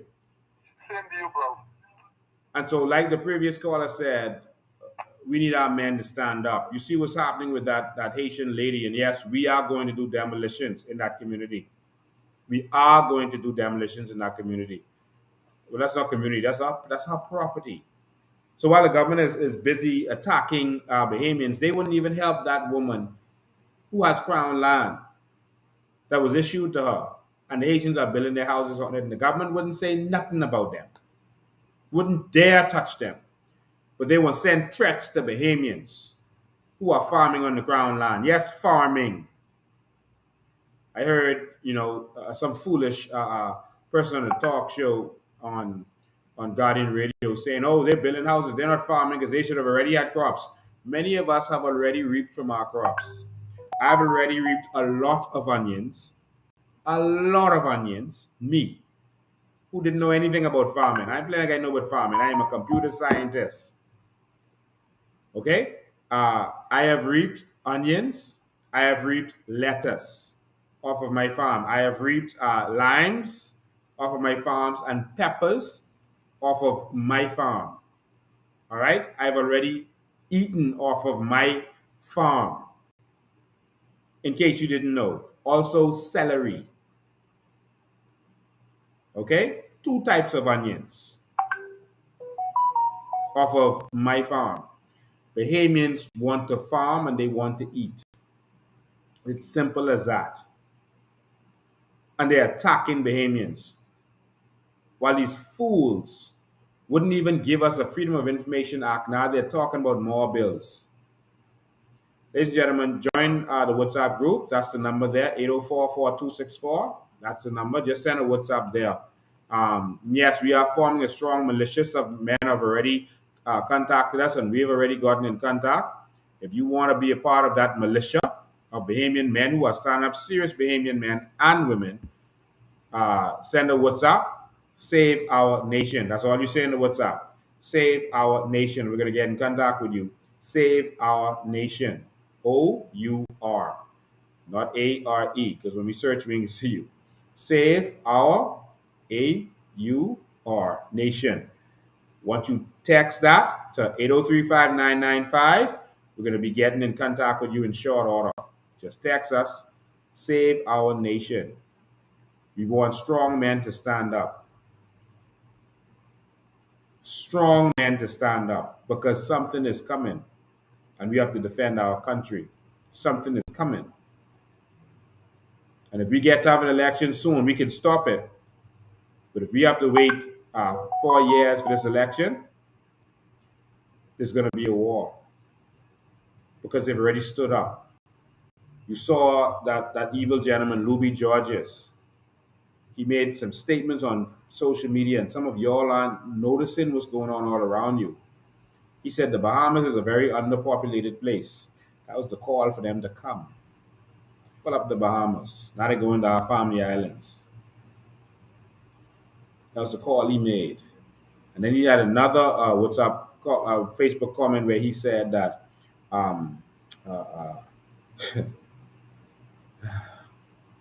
we just sitting there letting this happen. We just sitting there and letting this happen. He said that they are no longer in the bushes. They are coming out now. In other words, you all get bold. You all get strong. You all stand up. You all fight. You all stand up for your rights.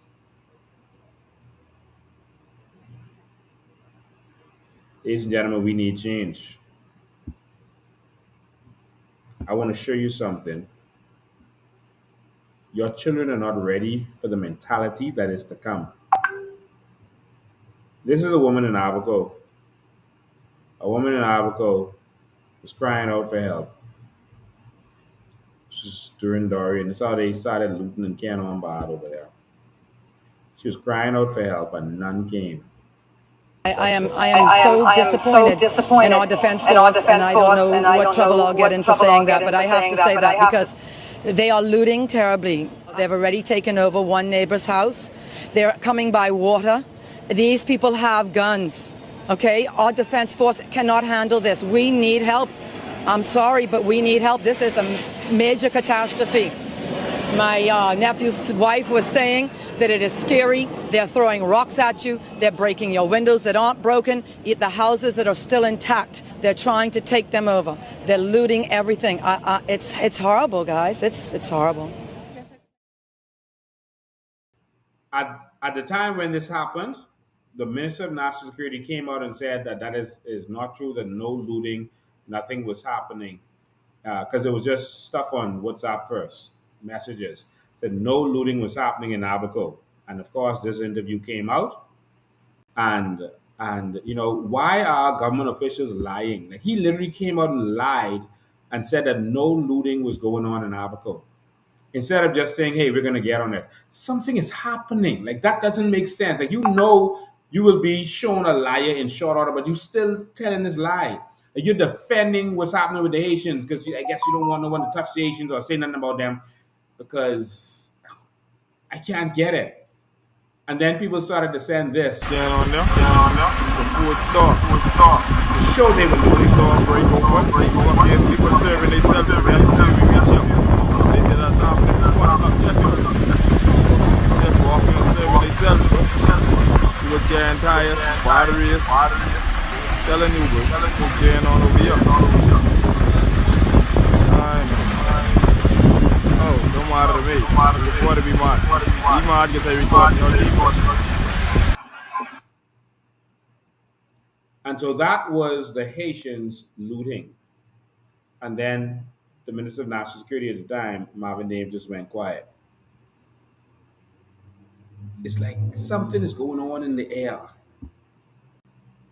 And our politicians are helpless. Let me get to the phone line. I'm going to show you another video. Good afternoon. You're live. Yes. Hi, Lincoln. Hi. I have a question. Like I said, I've been looking in the newspaper, and they always say when people applying for citizenship, they'll say something like, if anybody know of any reason. How could we know of reason for the Haitians coming to the Bahamas? I mean, we don't, we're not in Haiti. We couldn't figure out, who they are. Are they gangsters? You don't know any of this thing because the government even don't know who's coming into the country. So how are they getting citizenship and they're not being screened? What type of background check is immigration doing on these people? They are doing no background check on these people, none whatsoever. They're not able to do a background check on these people. They're unable to. But they're giving out citizenship. Yes, they are. They're giving out citizenship like candy. And so a Haitian drug lord can come on the boat, live here for a while, and pay off someone to get a citizenship. And he can be a gangster.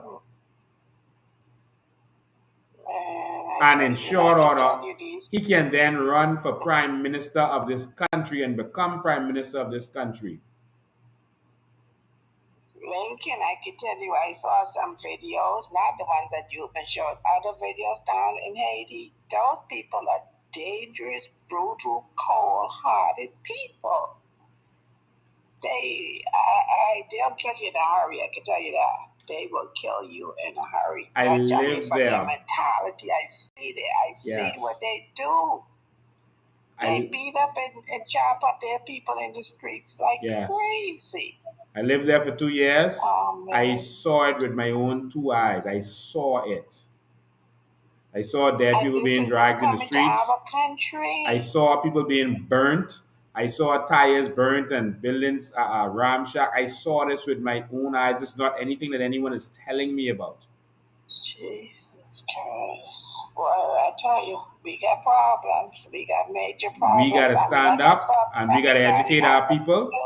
And we got to run Brave Davis them out of office if they continue to allow this to happen. Oh, my God. Well, I'm with you. Thank you. I'm with you. Thank you. Thank you. God bless you. I'm going to show you this video. I can't show you the whole video because it's so gruesome. Some of you have seen this. Go in the WhatsApp group. Join the WhatsApp group if you want to see this. This video. A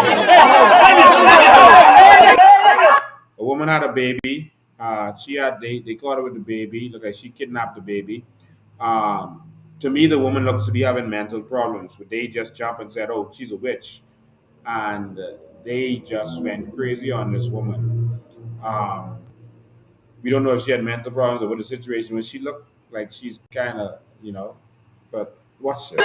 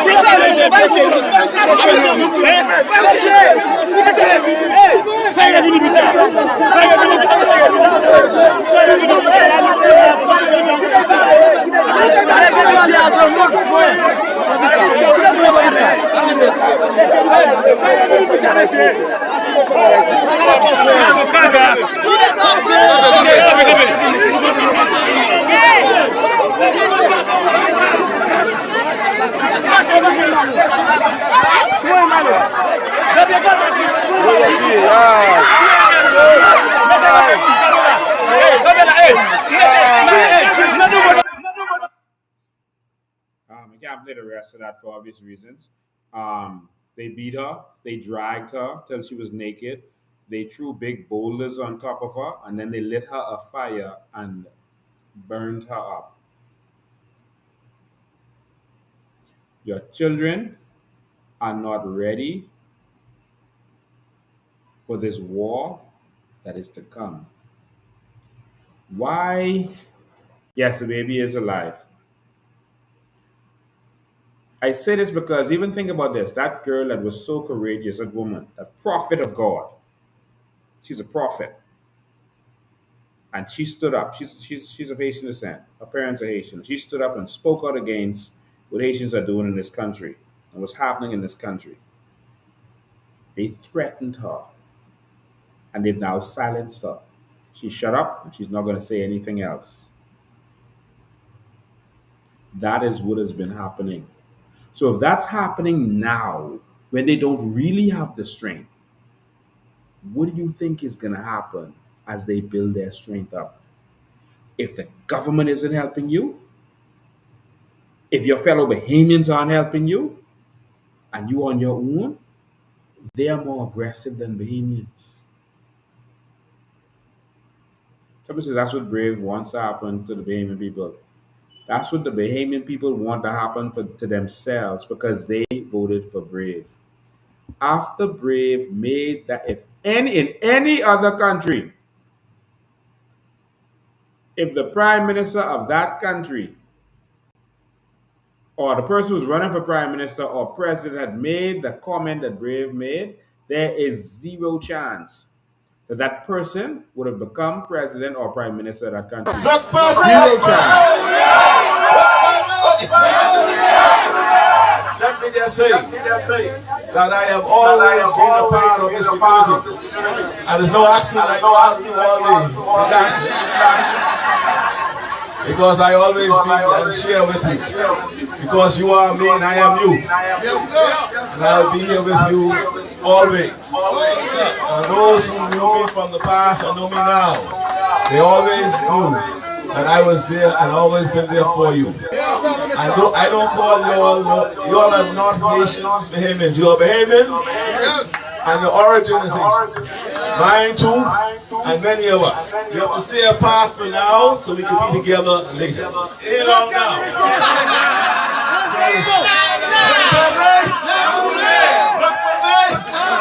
What think if Barack Obama had gone to an African event and started shouting African words and talking like Africans and saying, listen, I am African, I am you, and you are me. And I want you to vote for me. Do you think that those Americans would have put him in power? Yeah, he is of African descent. His dad was African. But you think if he had gone to an event, had called Africans together, and had started shouting African phrases and doing their dance and saying, listen, I am one of you. I'm going to look out for you. I've always looked out for you, and you look out for me, and we could be together. Do you think that the Americans would have voted for him? Bahamians. Bahamians. Think.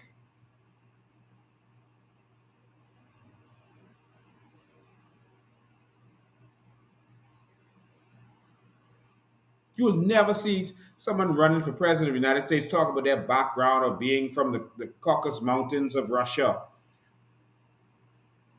or being from Ireland or Scotland or, hey, I have background from England and I want all my English brothers to vote for me. What?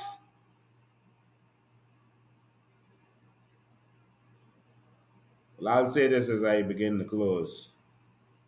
I am Bahamian. I am born, bred Bahamian. I born, bred, gadad Bahamian. I will never have another nationality. I will fight and die before I give up this nation to any outsiders. I'm Hannah Hasty Tynes, being from Auckland's Crooked Island. I'm a Poitier from Cat Island. I'm a Roll Bow from Exuma. I am Lincoln, being a full-bred 10th generation organic Bahamian from New Providence in the Bahamas. You have a chance, an opportunity to make a change if you would stand up and fight together. I'm going to the House of Assembly on Wednesday. I'm going to go in the House and sit in the House. If persons want to come, they can come. I'm not calling for a protest or anything like that. I'm going to the House and I'm going to sit in there and make sure that they are not going to call that bill. An organic Bahamian is going to stand up for organic Bahamians, and they can fight all they want. They can bring up all the stuff that they want to bring up. They can say whatever they want to say. I'm a Bahamian. I'm a Bahamian. And I have a right to stand up for my people in my country. I'm even standing up for the ones who are standing against us. I'm standing up for all Bahamians. That is what I am doing. And they can kick up as much as they want. But we're going to win this battle. Because good always wins over evil. We're going to win this, Bahamas. But we can't win this without you. We're going to create the next Bahamas. We're going to create the Bahamas where Bahamians are first. We're going to create a Bahamas that's going to blow your mind. We are going to show you vision like you've never seen before. Vision that is easy to implement. Just like Dubai invested with their sovereign wealth fund and Norway invested with their sovereign wealth fund, we're going to invest in a cruise line that rivals anything that you see in the world.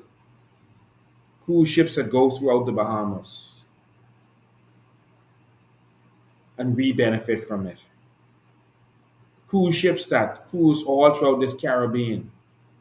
And we benefit from the tourism of others. Cruise ships that travel throughout Europe. And we benefit from it. We're going to take the Bahamas to the world.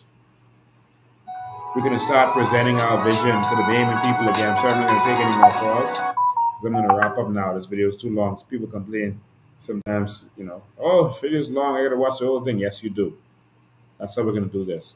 But ladies and gentlemen, on Tuesday at 8 o'clock, we begin Vision 2025. We're going to have a panel. We want you to contribute. We want you to call in. We want you to say what you have to say about Vision 2025. And we're going to have to do it in a couple parts, but we're going to start with Vision 2025 on Tuesday.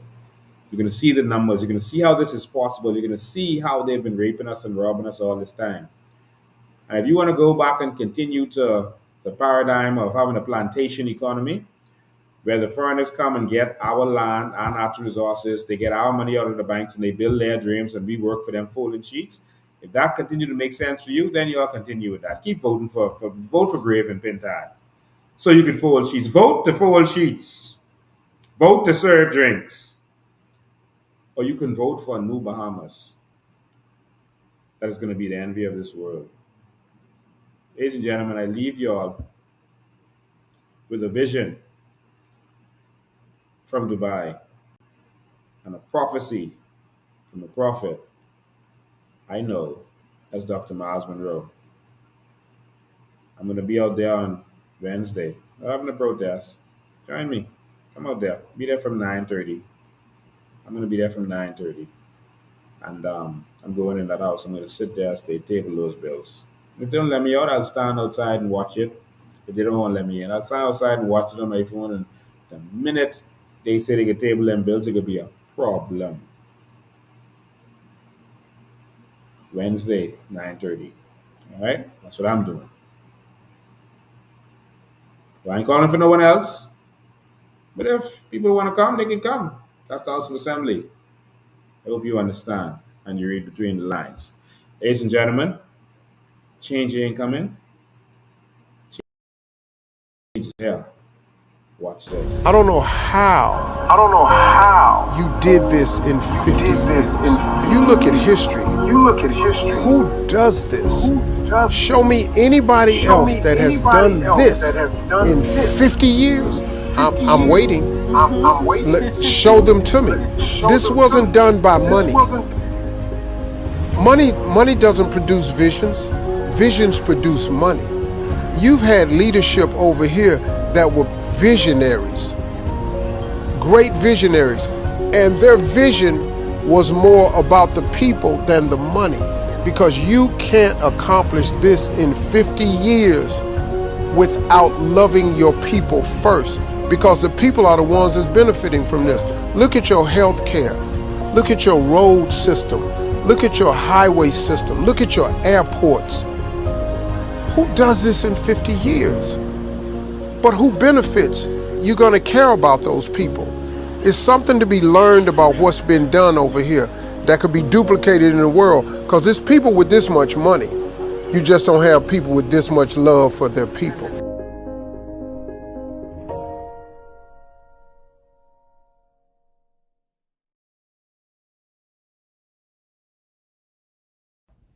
Politically speaking, I think that we are in a leadership dilemma. We are at the point in history where transition is taking place. And no one is deciding that. Life is deciding that. Most of the older leaders who were part of our historical journey are fading into the sunset. The realities are effective leaders always prepare their replacements. They mentor and they create succession. Monroe said he had a dream once about the funeral of a celebrated track and field athlete. In the dream, he said the athlete was lying in his coffin in his running uniform, clutching a baton. As mourners filed past, Monroe said he realized what the dream was about when he woke up. It was about people dying with the baton. You know, instead of passing it on. And I was thinking, the young person who's supposed to lead next have to go to that casket, pry the baton out of the dead man's hand just to take it to the next leg. This may be what we're struggling with here. People would rather die with the position than pass it on. And so we find the young people having to fight to get it. Great leaders pass it on before they die, and they live to see the other runner run. Hopefully we'll get there in the Bahamas.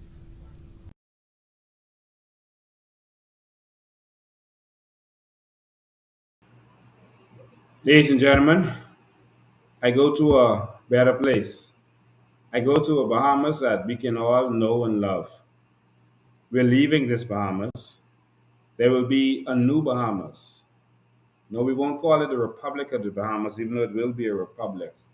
The United States is a republic. They don't call themselves the Republic of America. We will be the new Bahamas. And we will bring the change that we need in this nation. Ladies and gentlemen, we are on the cusp of a new Bahamas, and this will happen if you make it happen. Talk to your friends, talk to your family. The new Bahamas is here. I'm afraid, God. It's going to take a little bit of a fight, like Finland had to fight, with my face turned to the sun. like Milo Butler had to fight. Weight on my shoulders. We're going to have to fight. A bullet in my gun. Will you fight with me? Oh, I got eyes in the back of my head. I can't do this alone. Just in case I had to run. Will you stand with me? I do what I can when I can, while I can for my people. While the clouds roll back and the stars fill the night, that's when I'm gonna stand up, take my people with me. Together we are going to a brand new home, far across the river.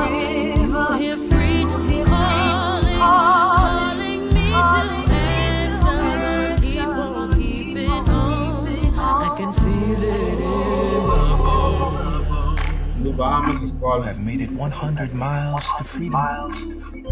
Would you like to pick a new name to mark your freedom? Carrot tummy. Early in the morning, before the sun begins to shine, we're gonna start moving towards that separating line. I'm waiting through. You know I gotta make up my mind. And I don't mind if I lose any blood on the way to salvation.